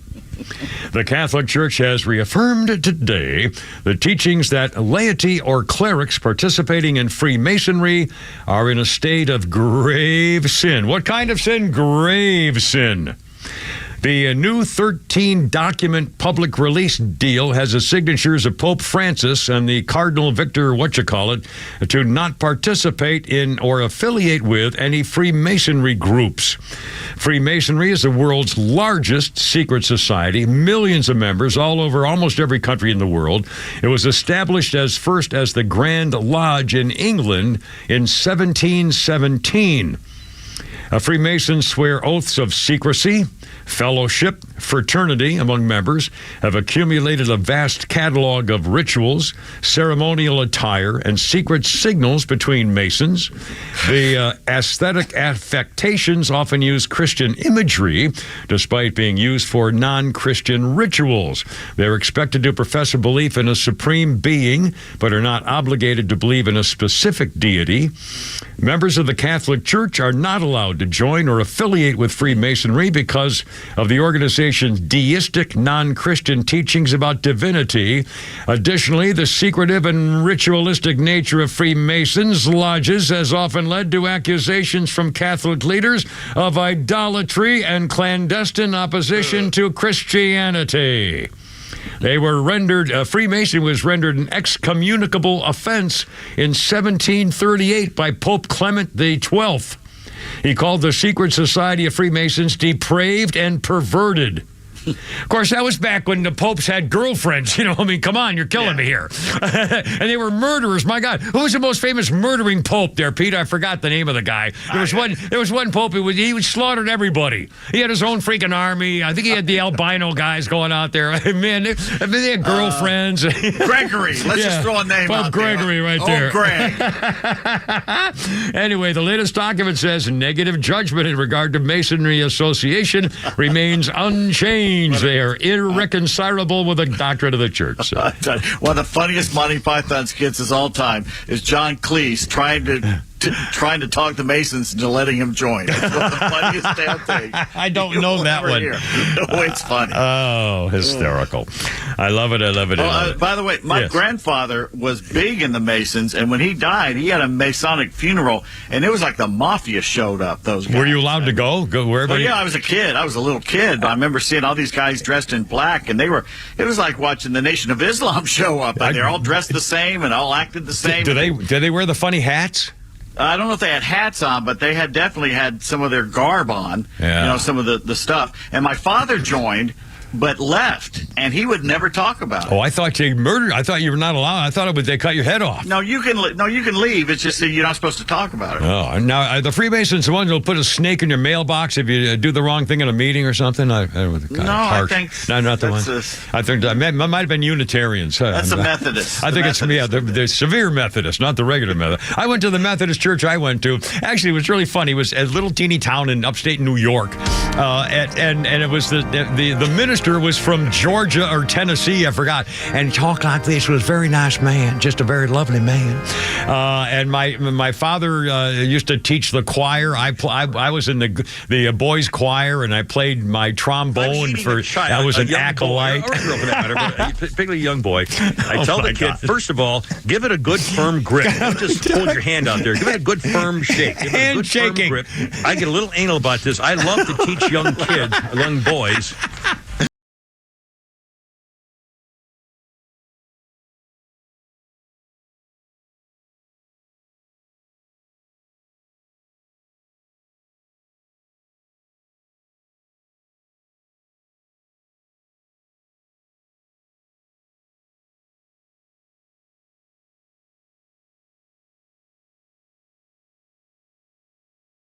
.63 has a new edge.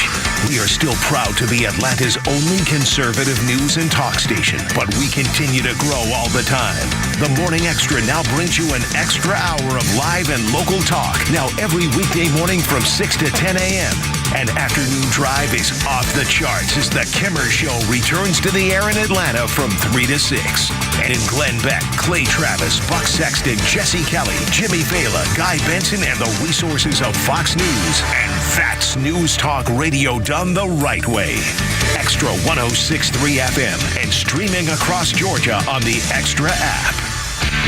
This is Jim Niarchos from the All Four Seasons Home Show, inviting you to tune in this weekend for our most important show of the year. We'll be interviewing the Salvation Army. You may think you're familiar with the friendly volunteers ringing their bells, collecting donations in their red kettles during the holidays, but there's so much more. Hear what these unselfish people are working on 365 days a year to make our community a better place. That's this Saturday morning at 9, the All Four Seasons Home Show on Extra 106.3. So, you conquered the hardest part, You found the one, got approval from the family, shopped for the engagement ring, and you pop the question. Nice job. But you're not done. Now it's time to plan the wedding, pick the dress, pick your tux, plan the honeymoon, and find the wedding bands. Well, you're in luck, because Wedding Band Weekend is back at Solomon Brothers Jewelers, November 17th through the 19th. Now is the perfect time to stop in and shop all of the top brands in the industry. You'll find the ring of her dreams at Solomon Brothers Jewelers. And here's the best part. During Wedding Band Weekend, when you purchase her ring, you'll get your ring for free. So don't miss Wedding Band Weekend, November 17th through the 19th in Buckhead and Alpharetta. And at Solomon Brothers, no matter the price, you'll find something nice. So visit us today on Peachtree Road in Buckhead and on Old Milton Parkway in Alpharetta. You can also shop online at SolomonBrothers.com or on Instagram at Solomon Brothers. I feel like I need a megaphone. Attention, small business owners. Hey, it's Tug. How nervous are you about the roller coaster ride that we're on? Recession, inflation, high interest rates, and the most recent of issues, the banking crisis. If it wasn't tough enough already to get a small business loan from the mega banks, now it's going to be virtually impossible. That's why you want to reach out to my friends at First Liberty Building and Loan. FirstLibertyGA.com. The Frost family, they can say yes when the big banks say no. And now they're saying yes more than ever before. And they don't just work in Georgia, they work in all 50 states. So whether you want to buy a franchise or build a new building and you need $250,000 or more in financing fast, go to FirstLibertyGA.com. Fill out the simple form, and in minutes you'll know if you're a fit for the program. First Liberty Building and Loan have backed hundreds of Georgia businesses. They can be your secret weapon too. First Liberty Building and Loan. FirstLibertyGA.com. That's FirstLibertyGA.com. Every day it seems like we turn on the news and you have absolutely no idea what's going to go on. It's war in Syria, another mass shooting, a terrorist attack, another indictment in the Mueller investigation, a mudslide, an earthquake, an inexplicable drop in the stock market. It's crazy. That's why you need to prepare. Not because you're paranoid or pessimistic, because every day, sunrise can bring a beautiful day or a terrible nightmare. The difference between people who are going to lead and survive and the people who are going to get lost are whether or not they're prepared. Since 2011, we have been partnered with the folks at My Patriot Supply. They're the people I trust for my family's preparedness needs, and from their line of emergency food storage that lasts up to 25 years, revolutionary Alexa Pure water filtration systems, or dozens of other products, their preparedness specialist can help you make the right choice for your family. Call 800-271-63. Get started now or go to preparewithglenn.com for their latest special offer. 800-271-63 or preparewithglenn.com. My Patriot Supply. The biggest election coverage in the South from Atlanta's only true conservative voice. As the election draws closer and things get heated, Extra 106.3 will bring you the voices you know and trust to sort through the muck. The Democrats in the media are right about this. Republicans, they have the best ideas, but they can't govern. And stream our coverage all day from anywhere on the Extra 106.3 app. I kind of like Blondie. I kind of like another like kind of a calypso beat here. I like it. Dun, dun, dun, dun, dun, dun, dun. 1980, Blondie had its fifth. It says here, Blondie had their fifth British #1 single and third #1 of the year with The Tide Is High, a song written by reggae star John Holt, also #1 in America. Dun, dun, dun. It's a silly little song. I like it. Blondie was the name of the group. Debbie Harry was the name of the singer. Yeah, that's correct, as I recall. And then she had really black eyebrows and platinum white hair, which I always thought was kind of silly. Anyway, that was a big hit for them. Birthday of note to Petula Clark. Downtown and all the other things. Petula Clark is 91. Good for her. Huge hit in the 60s, rock and roll girl. And on this day in history, 2000, Robert Blake married Bonnie Lee Backley 5 months after the birth of their daughter, Rose, and then he killed her 6 months later and got away with it. He was actually acquitted of murdering her. He said he went back into the restaurant to get his gun, and all of a sudden she was dead or something or other, and he somehow got away with it. But then I think he got sued civilly and had to pay $30 million to her family or something. I've kind of forgotten. And Robert Blake died some time ago. Pretty old. He got up there pretty good. He was a little rascal, wasn't he?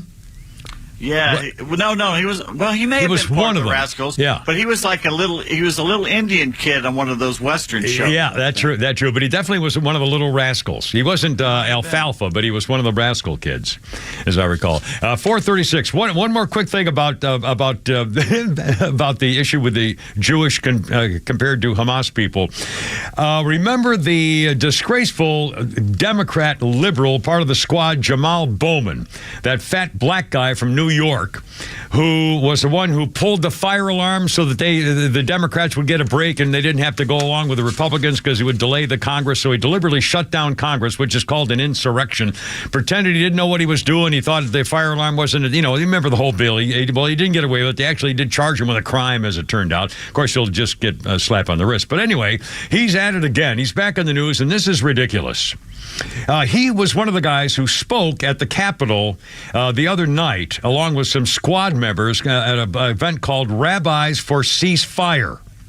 Okay, Rabbis for Ceasefire. Jamal Bowman was one of the speakers, along with Ocasio, Bangbango, Stupidio, and the rest of them. After noting that some rabbis in his own district, this is Bowman of New York, liberal, noting some rabbis in his own district had written a letter against his push for a ceasefire, he spoke to those who spoke, and he declared, "I've heard what was said here this evening before, that by me calling for a ceasefire with my colleagues and centering humanity, I am uplifting deeply what it actually means to be Jewish, because I'm centering the way in which God wants us to live with each other. I'm actually deeply uplifting us what it actually means to be Jewish." Well, here's some of the reaction. A Jew named David Marcus says, "Please, go on, Congressman. Tell us what being Jewish really means." Guy Benson, "Sir, are you gentle Gentile-splaining what it means to be Jewish to Jews?" Jeff Blahar, "Here comes Jamal Bowman of the DSA to tell America's Jews what it actually means to be Jewish. Taking cultural appropriation to a whole new level," as in Tony Katz. "Don't buy into this nonsense. Mr. Fire Alarm guy has zero credibility on this. Pro-Hamas, anti-Semitic feelings once out," according to Army Colonel James Hutton. Another podcaster, "If there are two things this guy understands, it's Judaism and fire alarms." What the actual blank? Is this unbelievable? You know when there was a ceasefire? Yeah. October 6th, there was a ceasefire. Who broke it? Yeah, nobody got killed October 6th, and all of a sudden, I'll be darned. By the way, according to our friends at the Babylon Bee, in case you were wondering, Hamas was talking about that hospital in Gaza, where actually underground, underneath the hospital, is the headquarters for all the Hamas murderers. Well, the Bee reports, as reports began to come out, the Israeli Defense Forces had discovered a Hamas weapons depot hidden in a Gaza children's hospital. A spokesman for Hamas was adamant that all of the AK-47s found in the hospital were for medicinal use only. These are clearly medical machine guns. By confiscating these weapons, they're depriving sick children of their life-saving medical care that these rifles, rockets, and bombs provide to the children. Only people who are truly heartless would take these weapons away from children who are ill. Death to Israel, thank you. And now, wait a minute here. Unbelievable. Jamal Bowman telling what it means to be Jewish. You're black. Okay, how about a little Swelsey update? Every day my phone pops up with some news.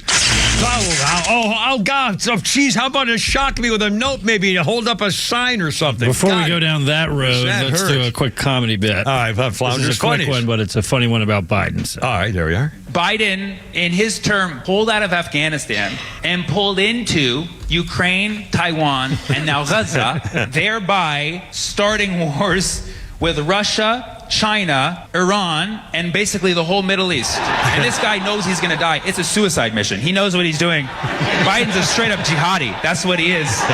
Forget Al-Qaeda. Al-Biden, okay? That's ISIS right there. Osama bin Biden. That's what that is.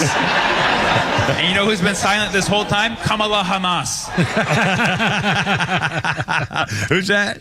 That is Sammy O'Barron. Sammy O'Barron. I'll be darned. I haven't heard of most of these comedians. It's pretty cool. I like them. They're funny, good guys. And I guess comedians are still working. They're out there doing something.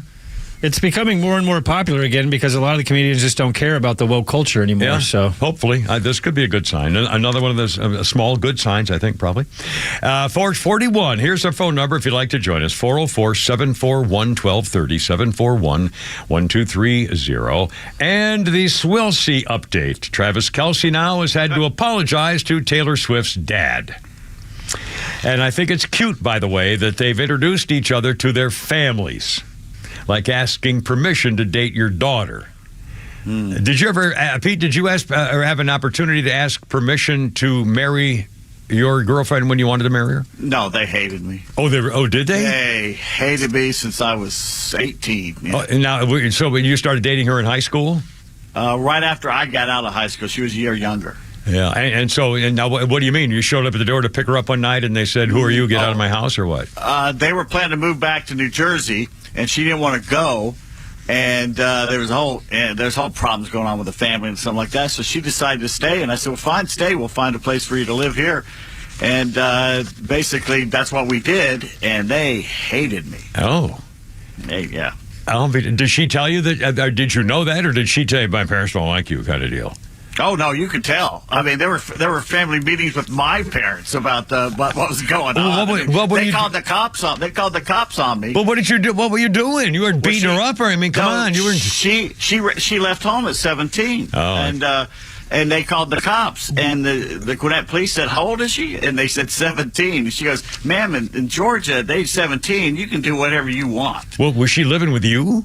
No, she was not living with me. She was living with a friend. Okay, I was going to say. Because you were still living at home. You weren't on your own. No, I was on my own. Oh, you were after high? Oh, I'll be damned. Well, anyway, sorry, I didn't mean to. And now, Flounder, did you have you? No, I didn't even know if Miss Veronica's family's around here. But has that ever been a thing to meet her family? When we went to the beach over the summer, I met them, and then her mom and stepdad came here a few weeks ago for his birthday, so I've met them both. Excellent. Well, and it went okay? Went fine? Yes. Did she introduce you as my boyfriend? I mean, yes. So everybody knows that the whole thing. Well, I'm excited for it. I actually, with my starter wife, my favorite ex-wife, the one who did love me, went into her parents, and I was out in the car, and I told her, so we have to go inside and talk to your parents. I wanted to pick her up on a date, and so that's when I told her parents that I wanted to marry their daughter. And they were quite happy, and I was... surprised. 444. Okay. Before you do your Swilsey update, yeah, Brian wanted me to pass this on to you. All right, sir. I only have so many years left. Oh, God. So I'd like to spend them being updated about Taylor Swift's dating life as often as possible. Sorry. Now, is this our special anonymous caller? Yes, it is. Oh, my God. Well, we don't have a lot of time. Let's get him. This is our secret anonymous comedian caller. I'm not sure who this is. Hello. Welcome. You're on the radio, Mr. Anonymous. Hello. Hi, I'm Hippity Frog here. Hippity Frog. I'm here to you for the WPAC. Christian Wiley will introduce you to the new family hosted every year. Is updated.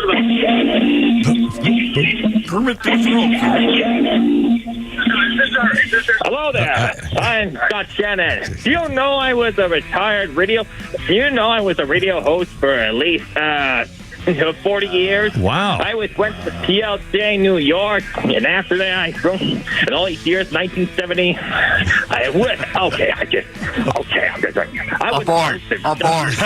Boy, I can't believe we have to go. There's the music. It's 4:45. I'm so our anonymous comedian. Again, we'll play the highlights for you after the 5 o'clock sports with PJ. 4:45 with Kimmer, Pete, and Flounder. It kills me every time he calls. My eyes, my freaking eyes.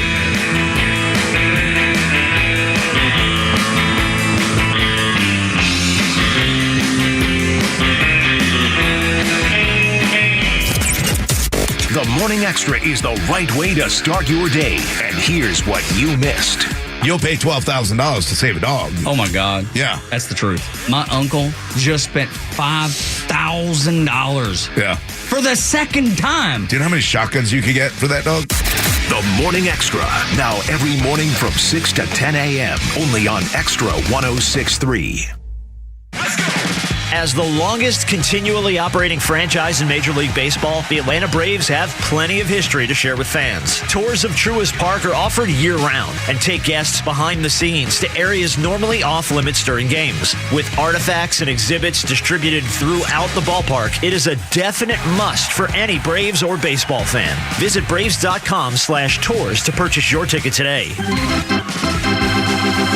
And along with exclusive tours around the ballpark, you can also host a private event at Truist Park. Corporate meetings, trade shows, team building events, birthdays, rehearsal dinners, you name it, Truist Park can host it. Their dedicated staff is sure to bring your vision to life. Whether you're looking for a large space or something more intimate for your next event, there's a venue to accommodate your needs. Visit Braves.com/events for more details. Atlanta Braves Baseball for the A. Some choices are complicated, like do I get peanuts or popcorn? Thankfully, others are much simpler, like rooting for the Braves. And choosing Truist One checking. No overdraft fees. Lots of perks you can cheer for. And when your account balances grow, you get upgraded automatically. Oh, and with more than 130 Atlanta branches, you can add convenience to the list of perks too. Truist One checking. One simple choice. Branch count as of May 31st, 2023. Atlanta Metro Area. Truist Bank member FDIC. MyPillow is always looking for ways to solve everyday problems. For instance, your towels. You go into stores, towels feel soft at the touch at first. Then you go home, use them, and you find they're not really absorbent at all. That's why MyPillow now has My Towels. They actually work. They're soft and absorbent. Now MyPillow is excited to announce 2 brand new lines of My Towels for you to try. What makes these towels great is they're now made with 100% long staple Sherper cotton. This comb ring spun cotton is what makes these towels absorbent and softer than ever. Right now, you can get a 6-piece set for an amazing introductory sale price as low as $29.98. With promo code BECK, you can get the designer premium line for $20 more. No matter what set you decide on, that's 50% savings. Find this offer, just go to MyPillow.com, click on the radio listener special square. Check out the new My Towels 6-piece towel set and get 50% off in savings. Again, enter the promo code BECK or call 800-966-3117. The Kimmer Show, live until 6 p.m. on Extra 106.3. And start your day the right way tomorrow morning with a Morning Extra from 6 to 10 a.m. on Extra 106.3. Hey, you're on my cloud, lady.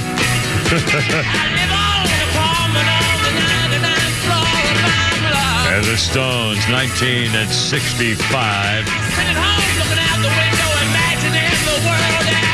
They made their TV debut in America on Hullabaloo. It sang this. Hullabaloo was a 1-hour musical variety series on NBC. Ran in 1965 and 66. And it was dancing girls and choreography and music guests and stuff. And that's what they did in the city. It was back at the times, I think Laugh-In was getting big back about that time. Oh, you want to do a TV schedule, do you? Well, let's do that. Shall we? In fact, you want to do that right now? And we'll do the Swelsey update a little bit later to make your friend happy. Yeah, what's the deal? Yeah.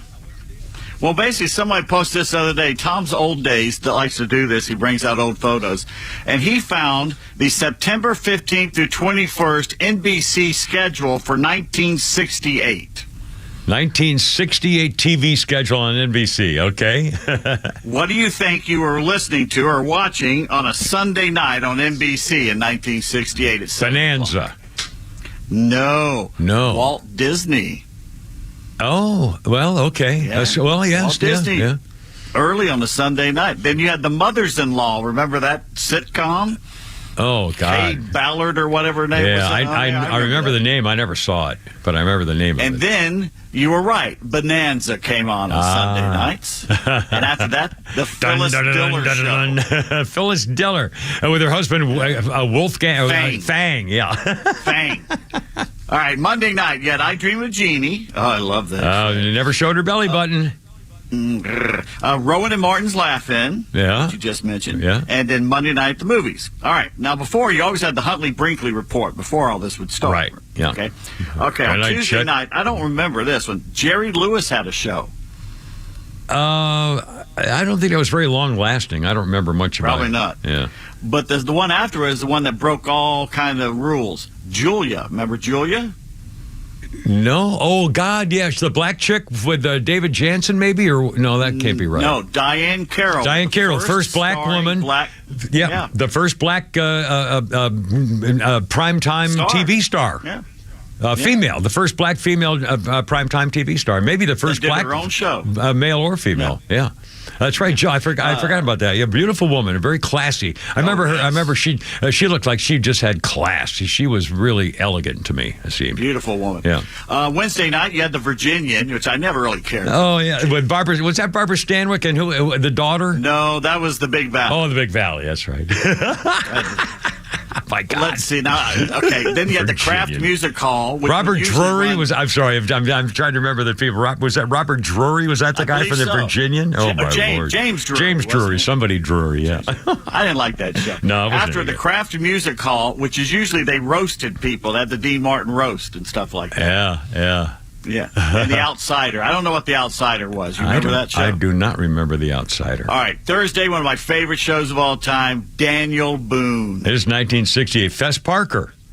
Daniel Boone was a man. A man. Don't sing the rest of it. Ironside followed that with Raymond Burr in his wheelchair. Yeah. That's right. And then one of the greatest shows of all time, Dragnet. We got to play another one of Jack Webb's commentaries. In fact, Flounder, he made up. You're a cop, a flatfoot, a bull, a dick, John Law, you're the fuzz, the heat, you're poison, you're trouble, you're bad news. He was perfect. And when he and Bill Gannon, oh my God, when he and Bill Gannon, and they were just, they have camera shots of them just nodding their head in agreement. Easiest job on television. Oh God, it was so simple. Just nod your head. What he said. And I remember when he played the title character in the movie The D.I. As a drill instructor at Parris Island. And, of course, it was way whitewashed about, what was really going on at Parris Island, especially when you're there and you're getting ready to go to Vietnam. But not exactly. But it was, he showed, the discipline and anyway, Jack Webb, what a character. Wow. Okay. And after Dragnet, you had the Dean Martin show, which parents would let me stay up and watch that. They would not let you?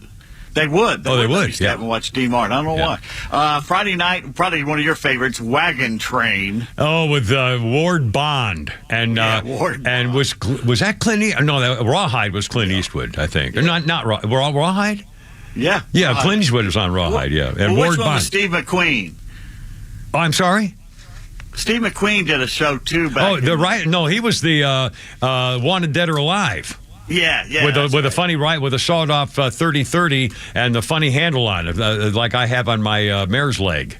I love my mare's leg rifle. It's sawed off 30-30. It's actually a 45 caliber that I have, but it has that big circle thing that they use, like Luke. What's the old man from the Rifleman used to have? Chuck Connors. Chuck Connors had that big handle like that. Yeah, cool. Well, after Wagon Train, you settled down for The Name of the Game, which I never quite understood what that was all about. And then late on Friday nights, Star Trek. Oh, I don't remember that being late on. Yeah. I'll be and darned. Saturday night, you started out with Adam 12. See the man. One Adam 12. See the man. See the man. And then they followed that up with Get Smart. Oh, and missed it by that much. Not much. One of the greatest shows of all time. Agent 89 or whatever, 83 or somebody. That model, big skinny model. Blazing Saddles guy, Mel Brooks wrote that. He wrote Buck Henry. That's wrote right. That. Yeah. And then you had The Ghost of Mrs. Muir, which was a nice little show. She was a nice lady. I can't remember her name. She was a classy lady too. God, a nice if you were actress. just going to ask me, she had a weird name. Oh God, not Barbara Bel Geddes. I can't remember. My we God, if should you have looked hadn't it up. asked me, I could have told you. And then always The Tonight Show, Johnny Carson, Monday through Friday from New York at the time, I believe. That's right. I don't know if he'd moved to L.A. yet. I don't think so. I think that was a 70s thing. But I don't know for sure, but I think so. And there's your lineup, 1968, NBC. Wow. The full-color network, by the way. Well, in fact, hold on a minute. I was going to save this for later, but I'll do it now because I wrote it down myself last night while I was getting ready to do the show for today.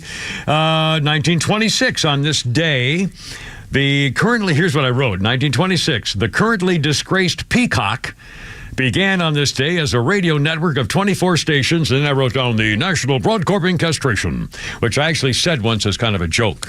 I saw NBC, the National Broadcoping Castration. Anyway, it was on this day, 1926. They were founded as a radio network, 24 stations. Anyway, and I just lost my place. I was trying to Ghost and Mrs. Muir, M-U-I-R, search. And it was Ghost and Mrs. Muir. And it was a movie. It was based on a movie with Rex Harrison. Gene Turney, Natalie Wood.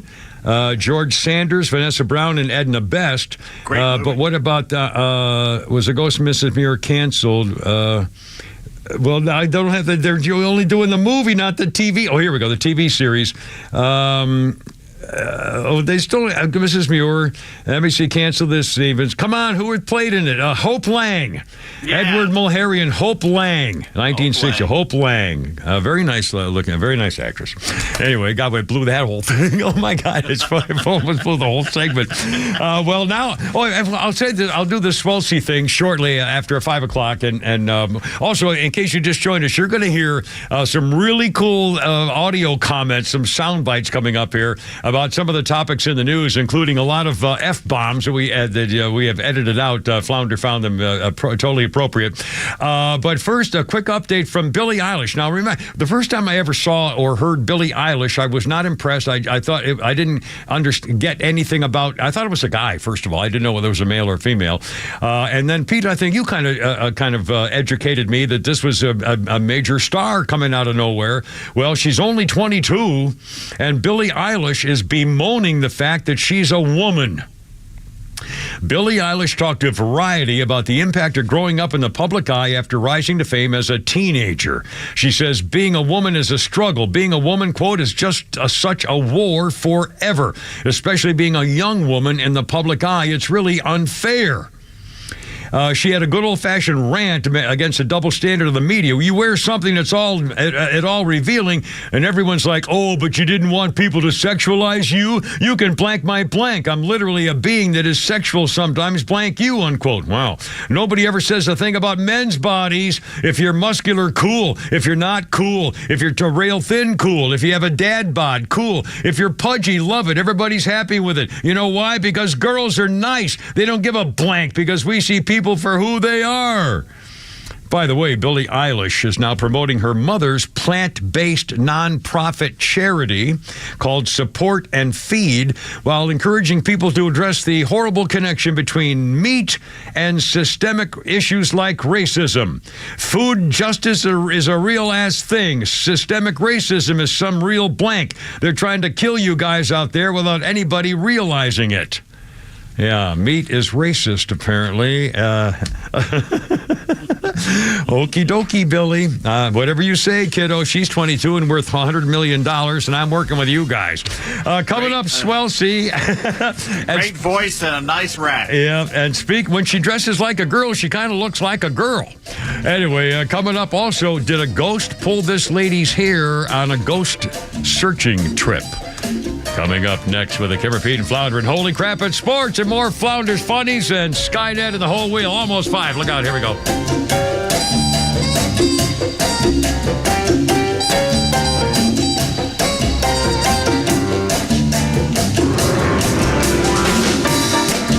The Morning Extra from 6 to 10 a.m. and The Kimmer Show from 3 to 6 p.m. Only on WFOM and W292EV Marietta. Extra 106.3 FM. 57 attacks. I'm Lisa Brady, Fox News. The number that keeps rising. Drone and rocket attacks on U.S. forces in Iraq and Syria, blamed on Iran proxy groups. Just getting word of the latest attack, 3 rockets fired at U.S. forces in Syria. It's the 6th attack since Sunday, when U.S. airstrikes in Syria killed several Iran proxy fighters. Also today, a U.S. warship took down a drone fired from Yemen. The U.S. Navy destroyer USS Thomas Hudner shot down a drone from Yemen Yemen while operating in international waters in the southern Red Sea today. This is the first time a U.S. Navy warship has been targeted since the conflict between Israel and Hamas began. Fox's Jennifer Griffin at the Pentagon. Last month, a different U.S. warship shot down multiple drones and missiles also fired by Iran-backed Houthi rebels, but heading toward Israel. Just last week, the Houthis shot down a U.S. drone over the Red Sea. The U.S. has so far not responded to that. Iran is one of the topics considered likely as President Biden holds his first in-person meeting in more than a year with China's President Xi. They're meeting in California on the sidelines of an Asia-Pacific Economic Summit. We have to ensure that competition does not veer into conflict. President Biden says it's paramount they understand each other with no misconceptions or miscommunication. President Xi, through a translator, saying he wants to work with the U.S. It is unrealistic for one side to remodel the other, and conflict and confrontation has unbearable consequences for both sides. The U.S. hoping to restore military-to-military communications and for China to crack down on Chinese companies that send fentanyl ingredients to Latin America. The mother of a 6-year-old boy who shot and wounded his teacher in Virginia has just been sentenced to 21 months in prison for using marijuana while owning a firearm. The mom still faces a separate sentencing next month for a state felony charge of child neglect. America is listening to Fox News. Looking for top-notch personal protection? The Smith & Wesson Equalizer is here to level the playing field. Easy to rack slide, easy to control ergonomic grip. It's designed for you. With a 10, 13, and 15-round magazine included, size up for better control or size down for easier concealment. Don't miss out on the opportunity to upgrade your safety. Visit your local dealer now. To learn more about the Equalizer, visit smith-wesson.com. Smith & Wesson, empowering Americans. All capacity sizes may not be available in your jurisdiction. Be sure to check your local laws and regulations. More than 38,000 U.S. veterans are experiencing homelessness across our nation. Through its Homeless Veteran Program, the Tunnel to Towers Foundation is providing housing assistance and services to U.S. veterans in need. Over 500 veterans helped last year, more than 2,000 to receive help this year. If you or someone you know is a veteran who is homeless or at risk of homelessness, complete the inquiry form at T2T.org or donate $11 a month to Tunnel to Towers at T2T.org.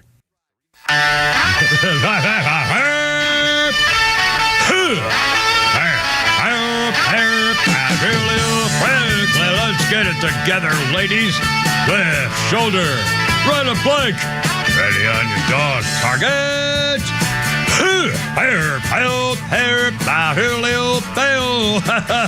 Road guards out. Fuck out. It's only me. It's only the Kimmer 503. Just starting to get a little dark outside. I think the shortest day of the year is still December 21st. Is that the autumnal equinox? No, that's or the vernal equinox. I don't remember. It's something, summer solstice, or I don't know. It's something. Shortest day of the year is December 21st. I'm pretty much positive. How you doing? Let's call it 504 with the Kimmer, Pete, and Flounder. Our number, 404-741-1230, 741-1230. Got a whole bunch of stuff to talk about here today.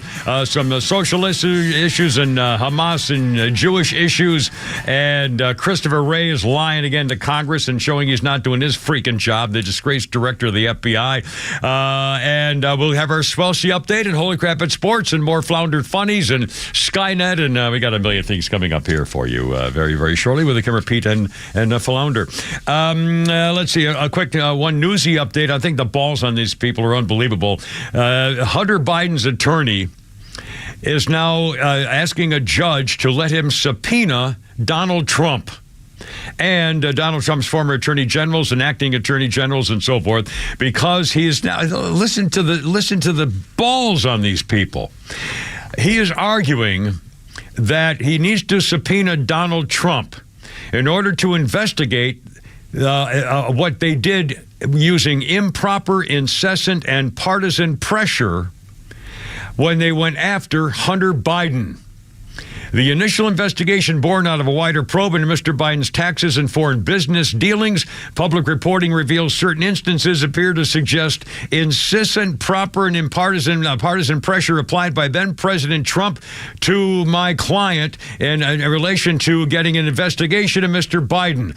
Goes to the heart of the defense is that this is possibly a vindictive, selective prosecution arising from an unrelenting pressure campaign beginning in the past administration in violation of Mr. Biden's Fifth Amendment rights under the Constitution. This is unbelievable. He's complaining that Donald Trump put pressure to have him investigated. How about what you've been doing for 7 years?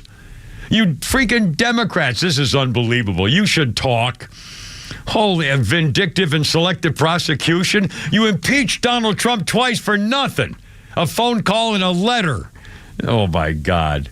Anyway, his trial, Hunter's trial goes on probably next year after January sometime. This says he faces up to 25 years in prison if convicted on all charges to the gun charges. Yeah, right. That'll be the freaking day. Oh, by the way, speaking of politics and Donald Trump, this has now happened a couple of times. For the second time now in Michigan, a judge has ruled that Donald Trump will stay on the state's primary ballot. They were trying to use a Civil War-era constitutional clause in the 14th Amendment, claiming that if you're involved in an insurrection, you're not allowed to be running for office. And, of course, that's nonsense. They had nothing to do with Trump. And this is the second time now in a week the courts decided that he's got to stay on the ballot. Well, no kidding. All the stuff involving Trump is all going to be thrown out. It's all going to be overturned by appeals courts all the way to the U.S. Supreme Court. And that's the one that'll take it, just for the record. By the way, coming up, speaking of the Supreme Court, this could be a really interesting issue. You know the name Catherine Herridge. She used to work for Fox. Now she's a CBS reporter on military affairs, primarily, but not specifically, I don't think, anymore. She used to be doing that. She was a Pentagon expert and very well respected and regarded, and she left Fox. I don't know if she left Fox because of the politics. I don't know, but she went to CBS. Well, now a federal judge in Washington is deciding whether to put her in prison and hold her in contempt. Catherine Herridge at CBS, the judge previously ordered her to be interviewed under oath about her sources for a series of stories about Yiping Chen, who was investigated for years on suspicion that she may have lied on immigration forms related to working for a Chinese astronaut program. She has since sued the government. This Chinese woman has sued the government, saying the details about the probe were leaked to damage her reputation. So she was on the stand by the plaintiff's lawyers, and Herridge refused to answer. She said, I'm not going to tell you where I got my information. I'm not going to reveal my source. And so the lawyers, the attorneys are asking the U.S. District Judge to hold her in contempt and put her in prison. So here we have a First Amendment issue concerning communist Chinese people in America. And so we'll see. Well, here we go. 508. Nikki Haley may have blown it. If you haven't heard about this, we'll play a quick soundbite for you here. Nikki Haley has now been ripped on social media and by other politicians in the race for president over what she said she would do if she were to become president. Flounder? When I get into office, the first thing we have to do, social media accounts, social media companies, they have to show America their algorithms. Let us see why they're pushing what they're pushing. The second thing is every person on social media should be verified by their name. That's, first of all, it's a national security threat. When you do that, all of a sudden people have to stand by what they say, and it gets rid of the Russian bots, the Iranian bots, and the Chinese bots. And then you're going to get some civility when people know their name is next to what they say. Accountability. And they know their pastor and their family member is going to see it. It's going to help our kids, and it's going to help our country. Yeah, well, some of the reaction includes this. You know who was anonymous in the writing anonymously back in the day? Alexander Hamilton, John Jay, James Madison, when they wrote the Federalist Papers. They were not national security threats, nor are many conservative Americans across the country exercising their constitutional right to voice their opinions, says Ron DeSantis. Also, Vivek Ramaswamy says, he referenced the Federalist Papers. If they were alive 5, get your heels off my neck and go back to England. Charlie Kirk. Nice try, Nikki. Anonymous speech is a core part of free speech, which the founders would know since many of them, including Alexander Hamilton and James Madison, wrote anonymously. Also, others, digital strategists saying he's decided he's had enough being rationed over the ex-post about her high heels. Is Nikki Haley aware the Federalist Papers were written by founding fathers using pseudonyms? Glenn Greenwald. She's completely unhinged. This is blatantly unconstitutional.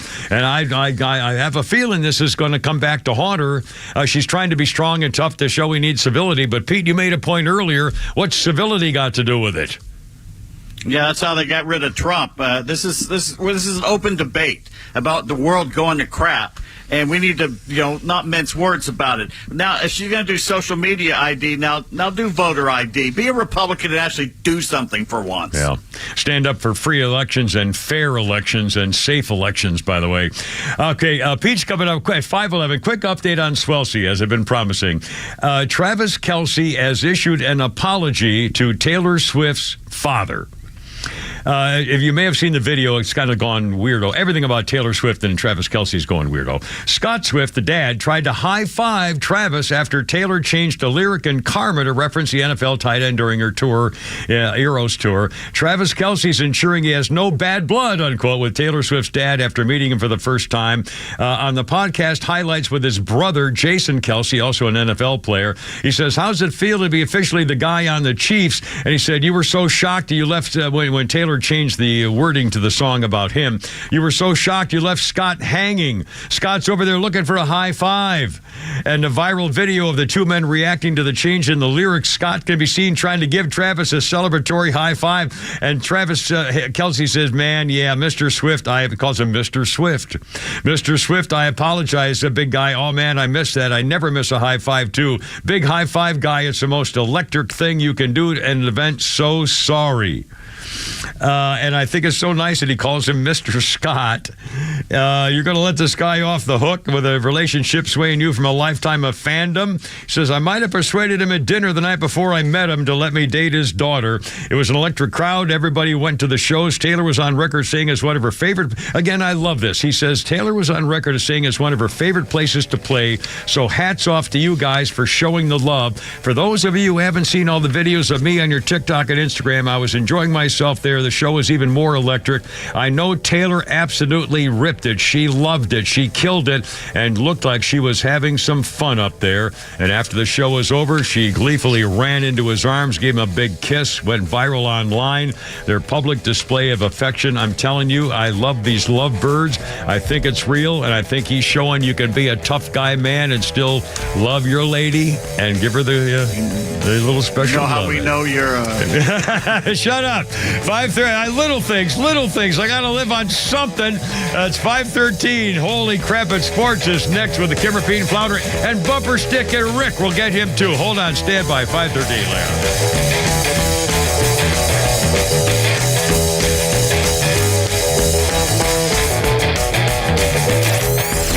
Morning Extra with Todd, Rhino, and Los. This is wartime as far as I'm concerned. At this point, if you're attacking bases that host U.S. troops or paying for it, we're in a war. We're in a war. Our border needs to be closed. Our government needs to be looked at. We need to say, hey, this person shouldn't have security. Batten down the hatches. Let's close everything up and start protecting American citizens over everyone else. The Morning Extra. Now every morning from 6 to 10 a.m. Only on Extra 106.3. With the holiday season upon us, convenience is king. And at RBM of Atlanta, convenience is our middle name. Meet our Mercedes-Benz pickup and delivery service. It gives you back time and money. Does your Mercedes-Benz need service? If so, we'll pick up your vehicle that's requiring service from your home or office and bring it back to our dealership for the required services. Once the services have been completed, we'll bring your Mercedes-Benz to you. With over 100 appointment times available every weekday, more than 50 appointments on Saturdays, and more than 200 courtesy vehicles in our fleet, we're here to serve. We'll work around your schedule. We're here to save you time, energy, and money. Find out today why we're a 2022 J.D. Power Dealer of Excellence, a 5-time 5-time winner, and Atlanta's only 7-time Mercedes-Benz Best of the Best winner. We're proud to be Atlanta's Mercedes-Benz connection since 1964. Pickup and delivery service restrictions do apply. Ask your service coordinator or service advisor for details. So, you conquered the hardest part. You found the one, got approval from the family, shopped for the engagement ring, and you popped the question. Nice job. But you're not done. Now it's time to plan the wedding, pick the dress, pick your tux, plan the honeymoon, and find the wedding bands. Well, you're in luck, because Wedding Band Weekend is back at Solomon Brothers Jewelers, November 17th through the 19th. Now is the perfect time to stop in and shop all of the top brands in the industry. You'll find the ring of her dreams at Solomon Brothers Jewelers. And here's the best part. During Wedding Band Weekend, when you purchase her ring, you'll get your ring for free. So don't miss Wedding Band Weekend, November 17th through the 19th in Buckhead and Alpharetta. And at Solomon Brothers, no matter the price, you'll find something nice. So visit us today on Peachtree Road in Buckhead and on Old Milton Parkway in Alpharetta. You can also shop online at SolomonBrothers.com or on Instagram at Solomon Brothers. Hey Atlanta, it's Ben, host of the Weekend Ben Burnett Show, right here on Extra 106.3, Atlanta's all-conservative talk station. Each Saturday and Sunday at noon, you can catch my show where we talk about all the issues, local, national, and global. If you miss an episode, you can catch all my content at the Podcast Park, where I put out new episodes of the Ben Burnett Show on Tuesdays and Thursdays, featuring long-form interviews with the people who create your perspective. Thanks for listening to Extra 106.3, Atlanta's all-conservative talk station. See you around, Atlanta. You've been listening to Ray Giudice for years. He's a smart guy. You know he knows DUI and criminal law. He's been in practice for over 30 years. But did you know Ray knows some of the best legal minds in the business? From labor contracts to real estate to divorce. Ray can help you through it all. He can put together the legal team you need. He's the guy you call when you've got legal questions. So call him at 404-964-4185. Ray Giudice, 404-964-4185. You and your buddy. You've been through a lot with each other. The ups and the downs. He's been with you every morning, noon, and night. You've traveled the world together. Heck, he was even with you on your first big date. But have you noticed he's struggling lately? Not performing on the job. He can't even stand up straight anymore. He's wanting to cry out for help, but just doesn't know how. He needs Dr. Deal and Total Body Therapy of Georgia. They can give him the gift of good posture this year, help him stand proud and become all he was meant to be. Now, take him by the hand, look him in the eye and say, I appreciate you, little fella, and we're going to get you some help. We're going to call 404-777-1911. We're going to visit StopMyED.com. We are going to say goodbye to erectile dysfunction forever. Total Body Therapy of Georgia. It's a hard conversation to have, but it's one worth having. Total Body Therapy of Georgia. Online at StopMyED.com. Hey, it's Lowe's here with my real estate expert, Rhonda Duffy of Duffy Realty of Atlanta. Rhonda, how has Duffy made the buying and selling process this efficient without overcharging your clients? When you list your home with Duffy Realty, you're paying an unheard of listing commission of 0.0088 of the sales price versus the ridiculous 6% listing commission. If there's no buyer's agent, there's no buyer's agent's commission, so you keep more money in your pocket. We do the same marketing with more rights and proven results. You can sell at an even higher price. Sell, rent, or lease purchase at the same time. The option is your choice. You can have transparent communication between all parties. That equals control of your transaction. And we have skilled negotiation with over 42,000 successfully closed homes. If you want an option to make more money and ask a high price, Duffy Realty. If you're buying or selling a home, do it on your terms and save the most money with Duffy Realty. DuffyRealtyATL.com. Duffy Realty ATL.com. The legend Neil Bortz is only on Extra 106.3.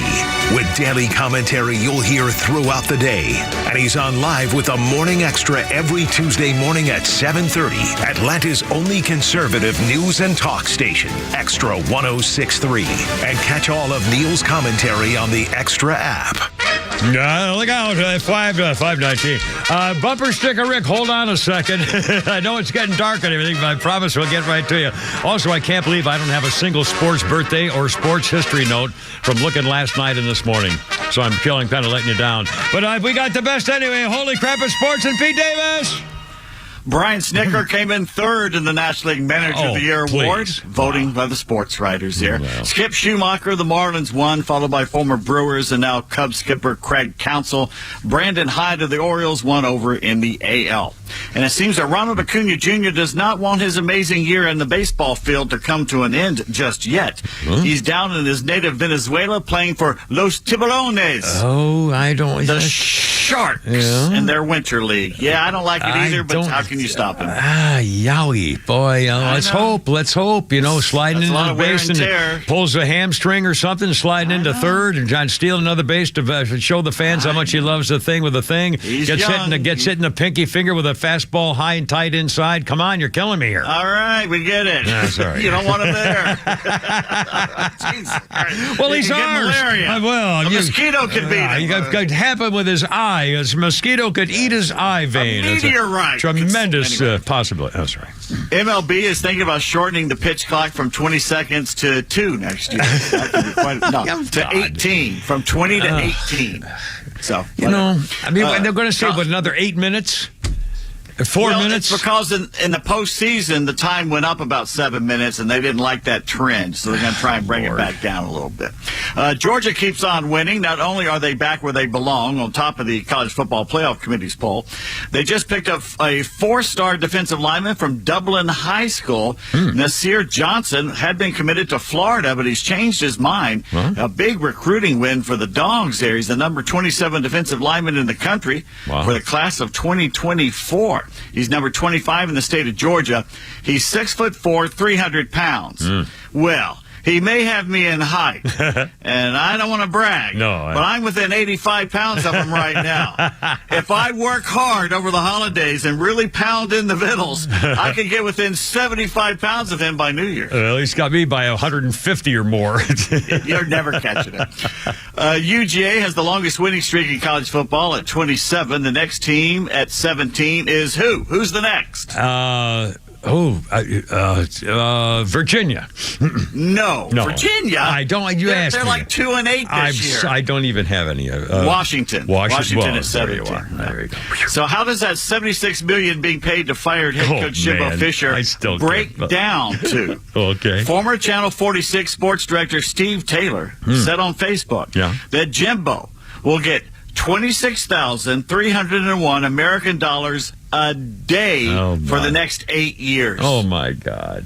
Every day he could wake up and buy a Honda Civic. Every day for 8 years. For 8 years, yeah.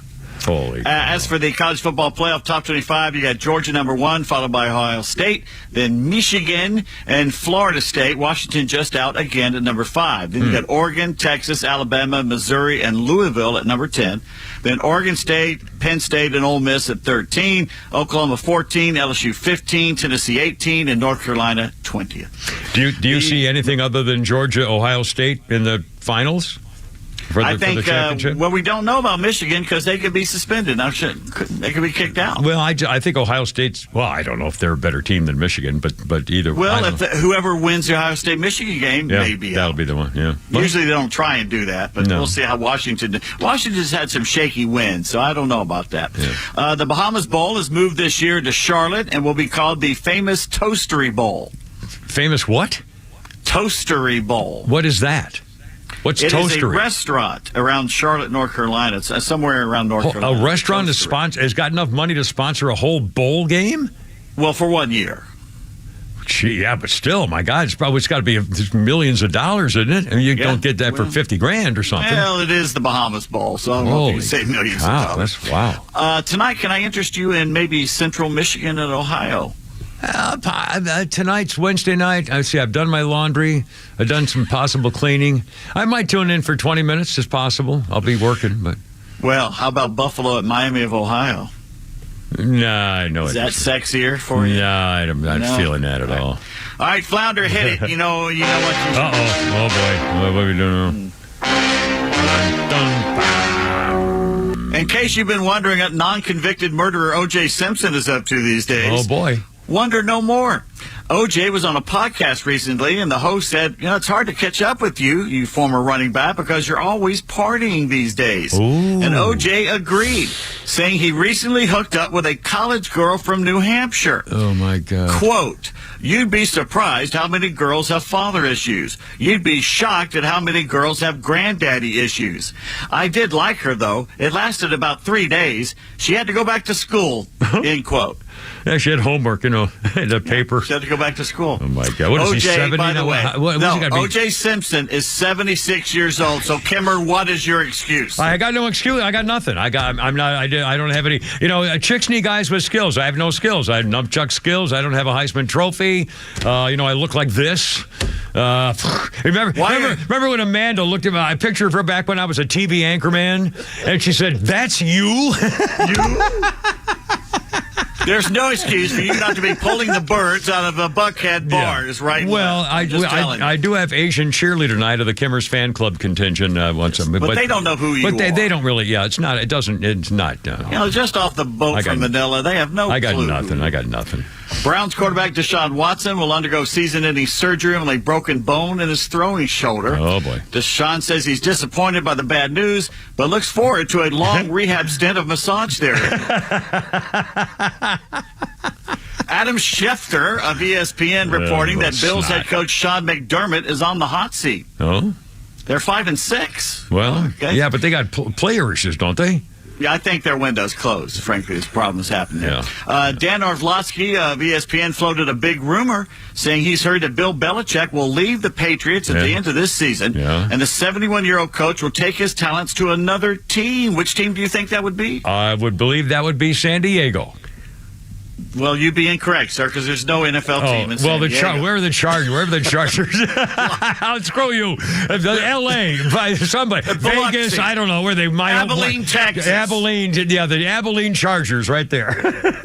You idiot. I'm sorry. You said it with such gusto and fervor. I know the answer. It's a San Diego Chargers. I got it, Mom. Mr. Connor. Mr. Connor.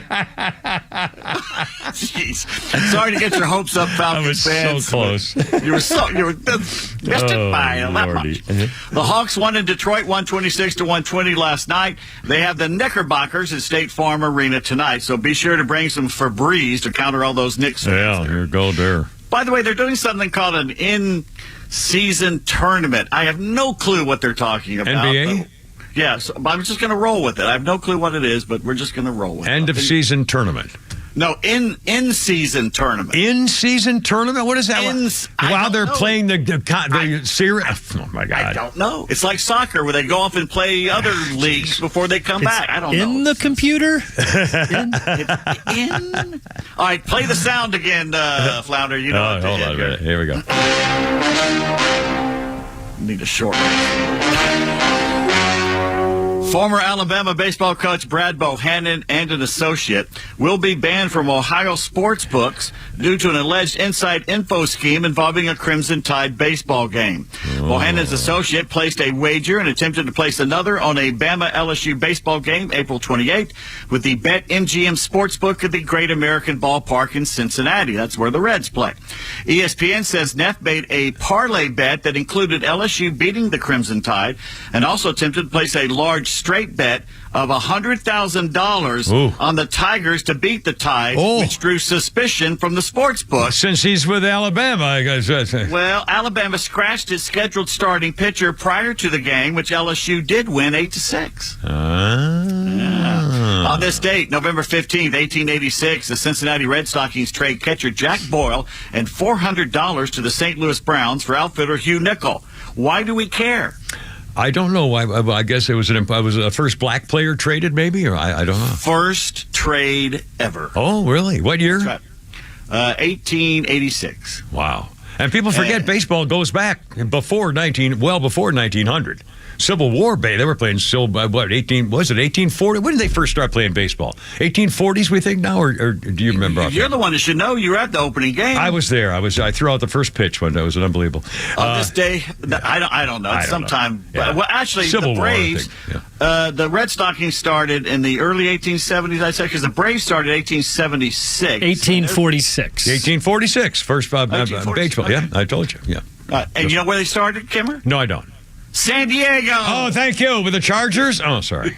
Okay. Finally, do we have time for one more? Yeah, absolutely. Do whatever you want. 1961, Roger Maris named the AL's MVP the second straight year. Had 61 homers, edged out his more popular Yankee teammate Mickey Mantle, who was hospitalized with a severe abscess septic infection in his hip. Yeah. In his book, Ball 4, former Yankee right-hander Jim Bouton claimed that Mantle got the infection from a dirty needle because the Yanks were shooting him up with vitamins. Wow. Well, he was crippled that last, for. Well, he brought on a lot of it to himself. But ironically, also on this date in 68, Bouton signed with the Seattle Pilots, in which he wrote that book. Yeah. And Roger Maris was almost embarrassed that he was, all the attention of breaking Babe Ruth's record and Mickey Mantle competition and stuff.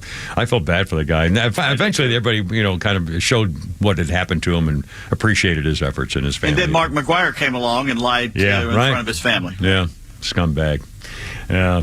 But I think, is that anything else? That's it. Excellent. Thank you. It's 5:30. Hold on. I promise. Bumper sticker Rick is with us, and it's getting dark. It's dark. It's getting 5:31 with the Kimmer, Pete, and Flounder. San Diego. Where?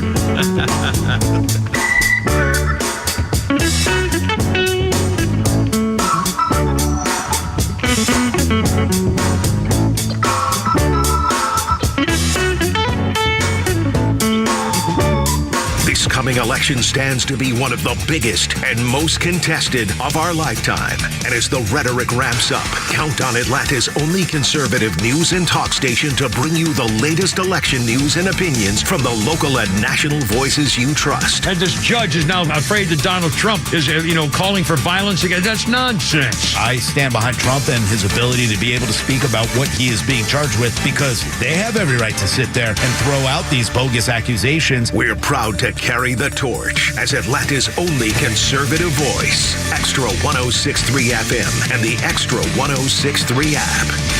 All right, I got 5:32. It's only me. It's only the Kimmer with Pete and Flounder, and Bumper Sticker Rick will be right with us here to talk about all kinds of funny things we're going on here.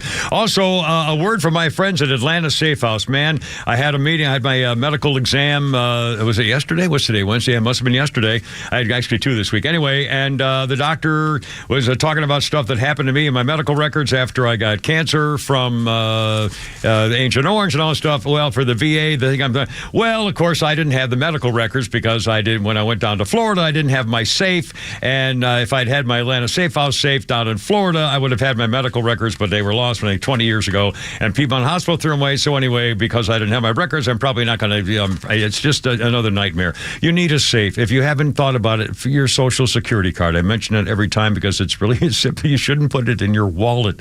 The things you want to keep safe, along with money, jewelry, stuff like that, guns. And by the way, it's not just the big gun safes, which are always on sale. Great prices. I bought 2 of those babies. And they will, when they deliver it to your house, they will bolt it into your concrete floor of your basement or your garage or anything you're looking for.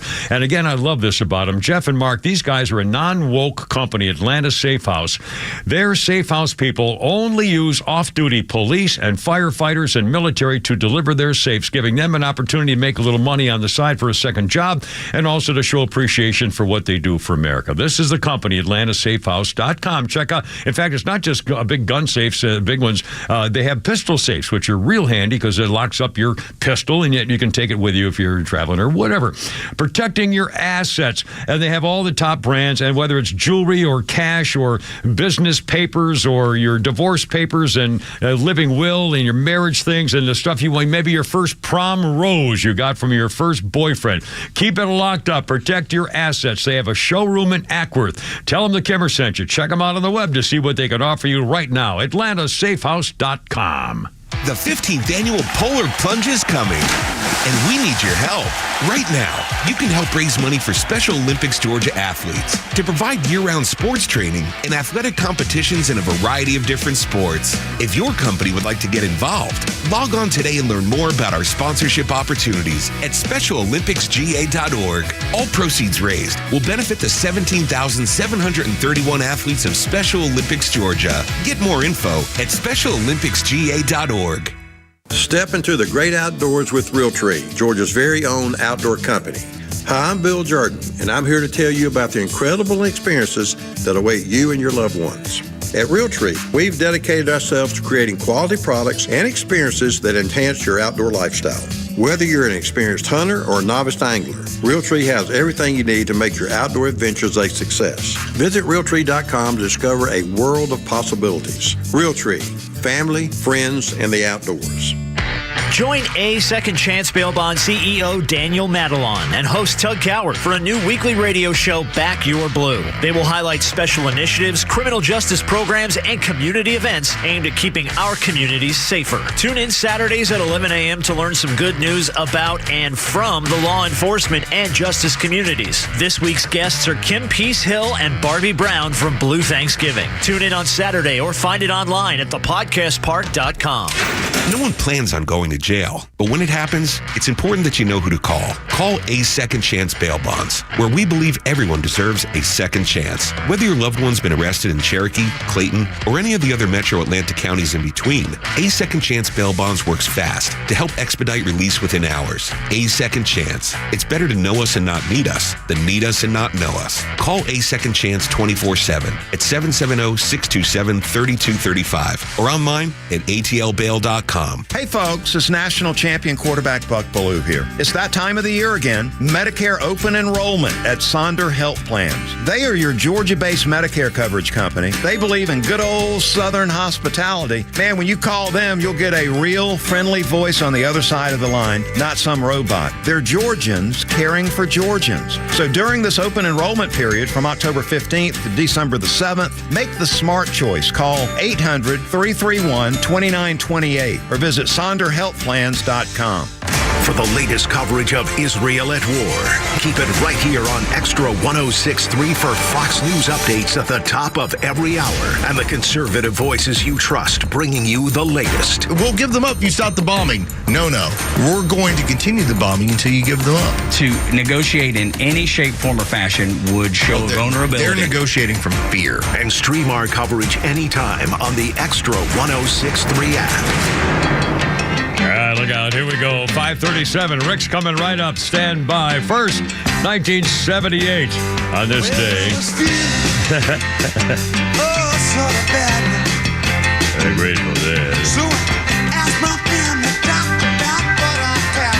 You may remember this song from somebody else, like the Rascals. I'm sorry, play a little fun. Mr. MD. Oh, can you tell what's in? He said, I gotta get this one. What do you need? There we go.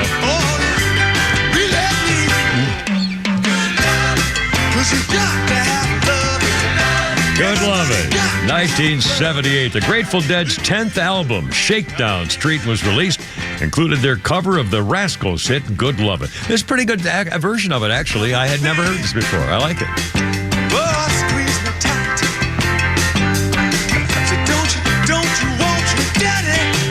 I'll be damned. I can't believe I actually like a Grateful Dead song. Yeah. Wait till I tell my daughter. Jennifer, she was a Deadhead. She used to follow him around when we didn't know whether she was dead or alive. Back when she was a cocaine and heroin addict. And then she would follow him around. Oh, my God. God bless her. She's a hero, man. She's been straight for almost 20 years. 5:38. Hold on, Rick. One more thing. On this day, 1956, Elvis Presley's first movie, Love Me Tender, opened in New York City in 56. 1959, Holcomb, Kansas. Two ex-cons, Richard Hickok and Perry Smith, got wind that a local farm family, the Clutters, had a safe with thousands of dollars in it. Instead, they left 4 members of the family dead, killed in cold blood. The Truman Capote book came out in 1965 after they were hanged. And the movie, in fact, that was Robert Blake. We just mentioned him a while ago, killed his wife and got away with it. He was one of the stars in that thing. Okay, to the phones, 539. It's Bumper Stick Rick. Hello, Bumper Sticker Rick. How's it going, sir? Welcome aboard.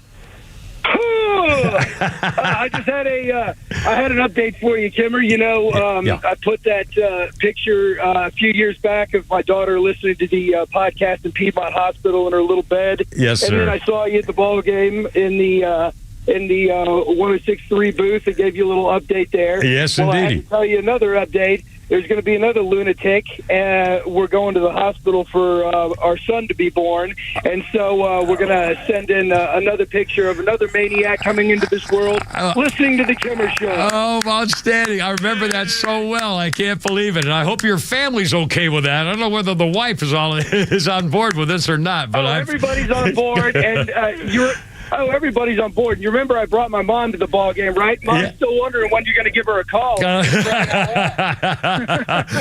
I respect her too much to do that to her, frankly. She's too nice a lady. She's too classy. and just to close it out, ever since daylight savings fell off, I've walked out of the office at the exact same time, and it is definitely getting darker sooner if you had to ask. I did. I knew that was true. Rick, Semper Fi, my friend. Thanks a lot. And good luck. Best wishes. God bless America. And I'm so happy for you. And again, you got to do all the work to make sure that she's comfortable the best way you can when you're breathing real hard right down there with her. I'll never forget my two kids being born. They were both so different. I'd taken the classes. That was in 72 and 75, and we took the classes, and you worried about the breathing and all stuff. When she's having the baby, that breathing stuff doesn't mean squat. But I'll tell you, the instant they were both born, were totally, completely different, and I'll never forget that split second of when you realize, wow, it was just really powerful. Anyway, 541 with the Kimmer, Pete, and Flounder. Let's see. Coming up, we got all kinds of good things here with the Kimmer program. If you want to join us like Rick did, 404-741-1230. And maybe there's... Oh, God! Jeez, I hate when you do it. Just pull up a note or something. Hold everything. Whoa, we got by the sound of our theme, it sounds like we got some... A1 technology coming up here. I keep looking at it saying A1. Yeah, A1 technology was Skynet or AI. Either one's fine.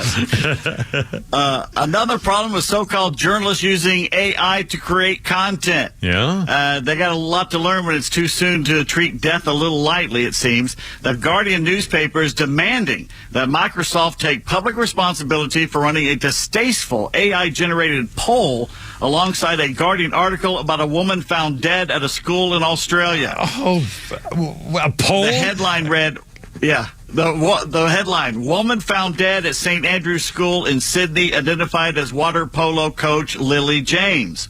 But right next to that story, AI posted a poll asking the reader what they think the cause was of the woman's death featured in the article. The choices were 1, murder, 2, accident, or 3, suicide.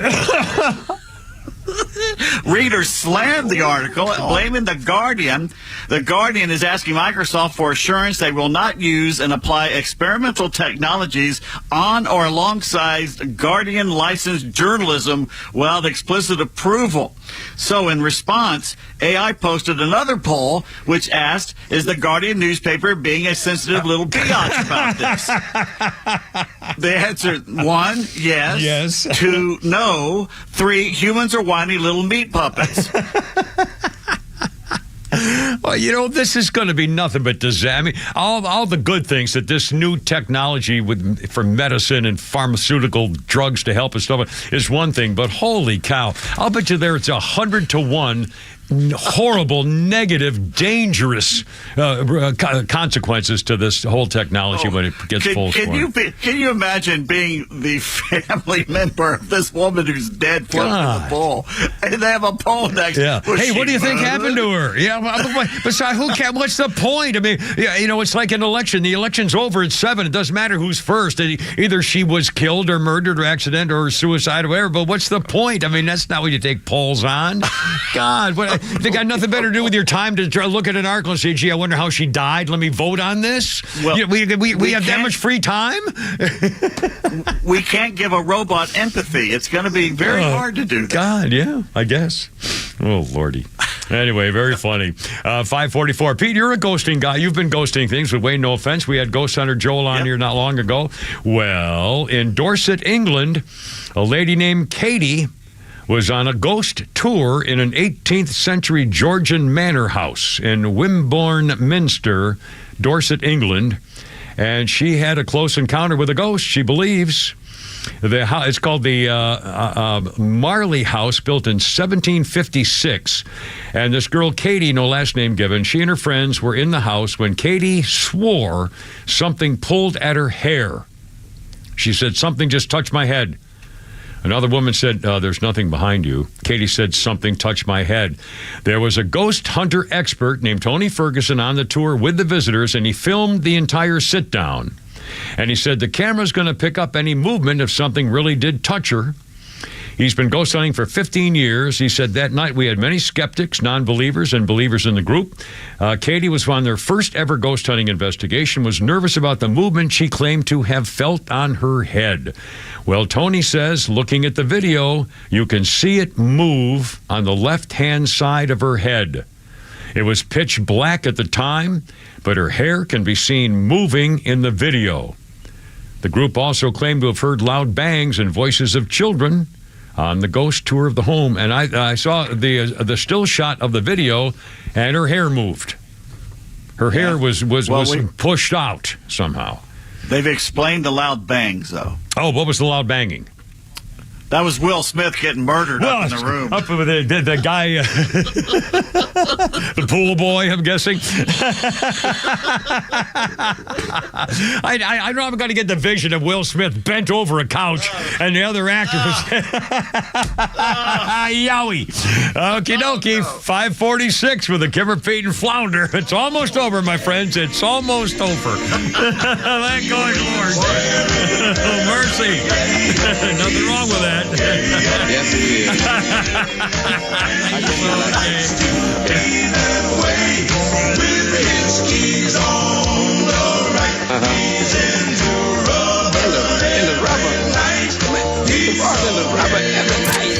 Atlanta radio legends are right here on Extra 106.3. And here's what you missed from Neil Bortz. Defund the police movement the left loves so much. And this whole let the people decide nonsense, you've seen the t-shirts. That's why the people elect city councils. That's why the people vote for their political leaders. Trust me, you do not want a government where the people make all of the decisions all of the time. Catch Neil's commentary every day on Extra 106.3 or listen anytime on the Extra 106.3 app. As the longest continually operating franchise in Major League Baseball, the Atlanta Braves have plenty of history to share with fans. Tours of Truist Park are offered year-round and take guests behind the scenes to areas normally off-limits during games. With artifacts and exhibits distributed throughout the ballpark, it is a definite must for any Braves or baseball fan. Visit Braves.com/tours to purchase your ticket today. And along with exclusive tours around the ballpark, you can also host a private event at Truist Park. Corporate meetings, trade shows, team building events, birthdays, rehearsal dinners, you name it, Truist Park can host it. Their dedicated staff is sure to bring your vision to life. Whether you're looking for a large space or something more intimate for your next event, there's a venue to accommodate your needs. Visit Braves.com/events for more details. Atlanta Braves Baseball for the A. If there's one thing the Flying Biscuit knows, it's breakfast and lunch. That's why they serve it all day. We're talking about their famous stuffed French toast, chicken and waffles, mimosa flights, and more. They even offer vegan, vegetarian, gluten-free, and keto options. And if you're planning that holiday party, the Flying Biscuit also caters parties big or small. What more can I say? Fly over to the Biscuit today. The Flying Biscuit, 13 locations around Atlanta. Find yours at flyingbiscuit.com.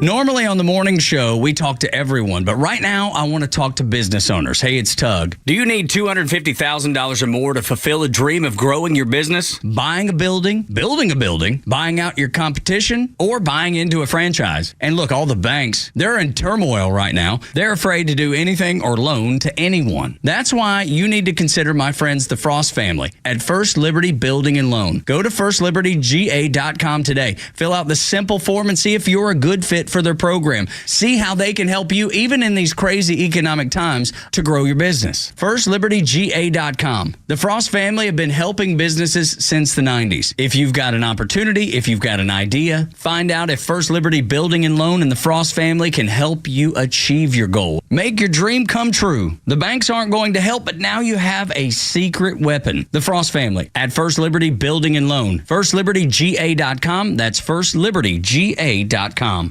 The White House wants you to think our financial system is stable, but the truth is recent data from the FDIC reveals another 53 banks could soon collapse, just like Silicon Valley Bank. This could crush the savings of millions of Americans, sending shockwaves through the economy. Hi, I'm Stephen K. Bannon, former chief strategist to President Trump. And today, I want to urge you to diversify your IRA or 401k into a gold IRA from Birch Gold Group. Precious metals have 5,000 years of history in preserving wealth, making them one of the best places for your retirement savings. To find out more, get a free info kit on gold IRAs from Birch Gold Group by texting the word HEDGE to 989898. Birch Gold is the only gold company I trust. So text HEDGE to the number 989898. That's HEDGE to 989898 to get your free info kit. There's no obligation or purchase required. This is The Kimmer Show. Back on the air every afternoon until 6 p.m. And be here for more conservative talk tomorrow morning on your ride to work with Tug, Rhino, and Los on the Morning Extra, 6 to 10 a.m. on Extra 106.3.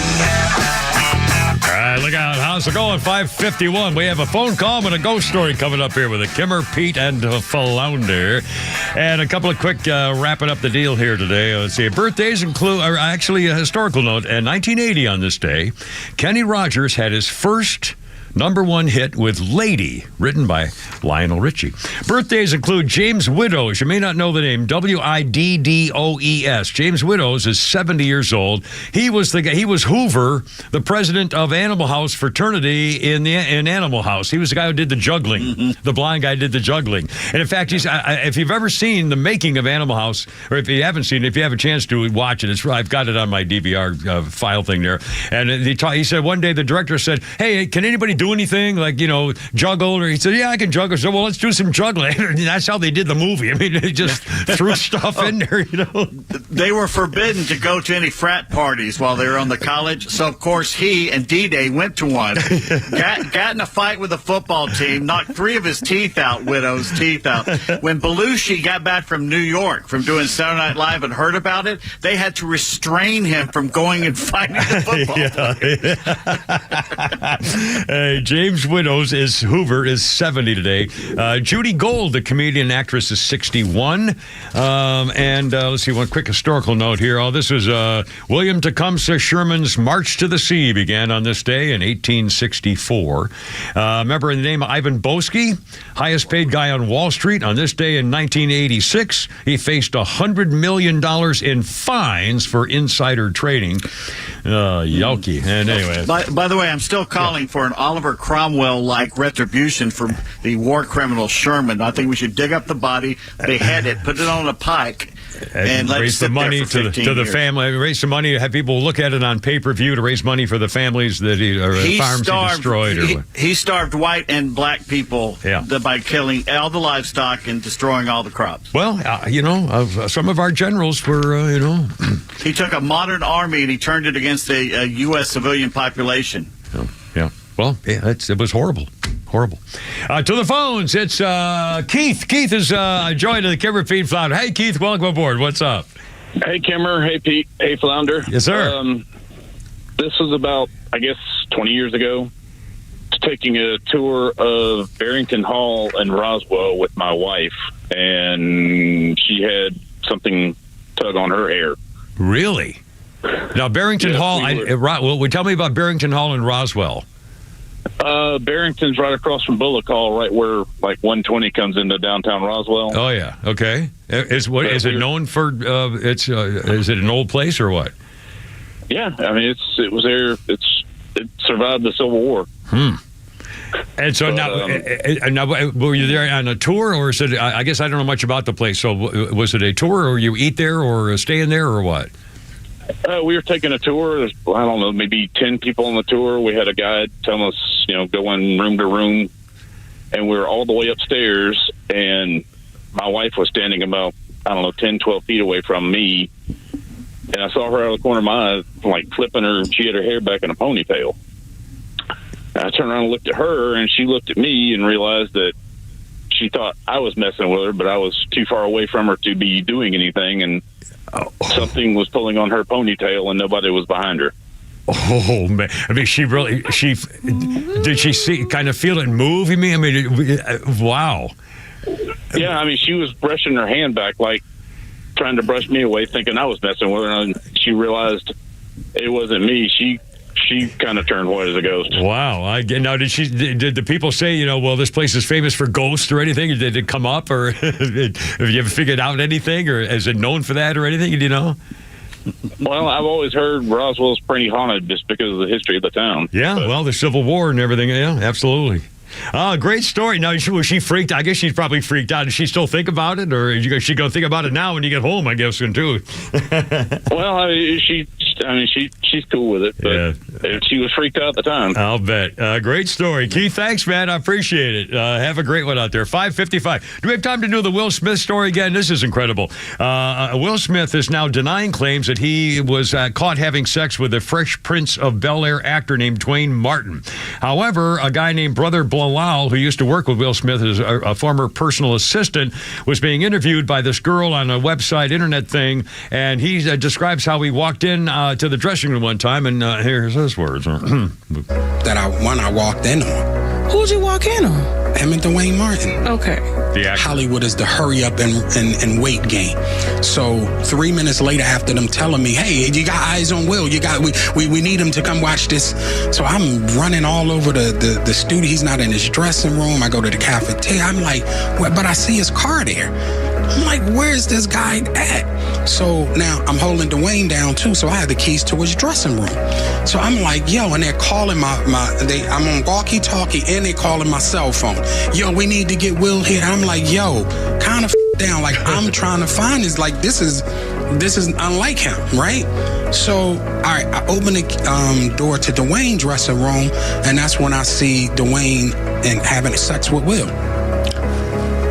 Let me process that for a second. There was a couch, and Will was bent over on the couch, and Dwayne was standing up, killing him. Murder. It was murder in there. I've never heard it described quite like that. But I'm going to use it every time now. I murdered her. I murdered that chick. Oh, man. Yowie Gadawi.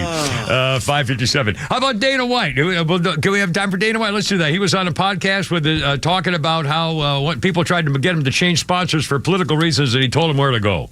This happened to me, too. This happened to me. I posted a video for Trump, right, on my personal social media. And one of our big sponsors called and said, take that down. You know what I said? Go f*** yourself. Yeah. You vote for whoever you want to vote for, and I'll vote for whoever I want to vote for. That's how this works. I don't even care who you're voting for. It's none of my business. Vote. You. Yeah. Don't ever call me and tell me who to vote for. Well, we can certainly understand that. Oh, mercy. Let's see. 5:58 with the Kimmer, Pete, and Flounder. Do we have a time for anything left? Maybe Flounder's funny? I think I got one more right here. This is Jeff Dye. This would be perfect right here. Excellent. Sports have tried to be woke a little bit. You know, they cancel team names now if they think the team name is historically insensitive. Like the Cleveland Indians had to change to the Cleveland Guardians, and it's because the term Indian is very offensive to 20-year-old liberal arts white girls. They call them the Cleveland Guardians now, but I don't think that's better than Indians. Because I went down to the Guardian Casino and I asked. Guardian Casino. I said, excuse me, can I speak with one of you Guardians? They're like, stop calling us that immediately. But you Guardians are so sensitive. And they're like, I'm going to fight you. It just blurs everything, right? I was trying to teach my nieces and nephews how to play Cowboys and Guardians. And teaching my niece how to give Guardian rubs. I wrote like 100 of these. I don't know if you know. A lot of Guardian jokes. You got to love it. Who's that again? His name is Jeff Dye. Jeff Dye? Excellent. Anyway, by the way, you people who reacted to the video I put up on Facebook of me cutting and pasting using actual Scotch tape trying to get my show ready. Yeah, he said you just flunked out of MacGyver training school. Very funny. And somebody needs a Snickers bar. Yeah, thank you very much, crusty old grandpa. It won't be long. Anyway, God bless America. Hoorah, Semper Fi. It's only me. I got to go. You're killing me. Boys, Flounder and Pete Davis. Tomorrow is all over again. Look out.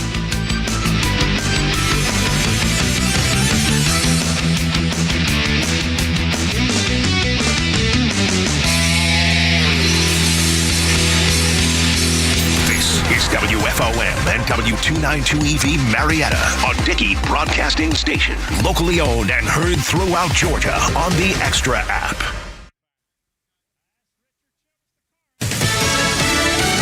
A constructive discussion. I'm Lisa Lacera, Fox News. That's how the White House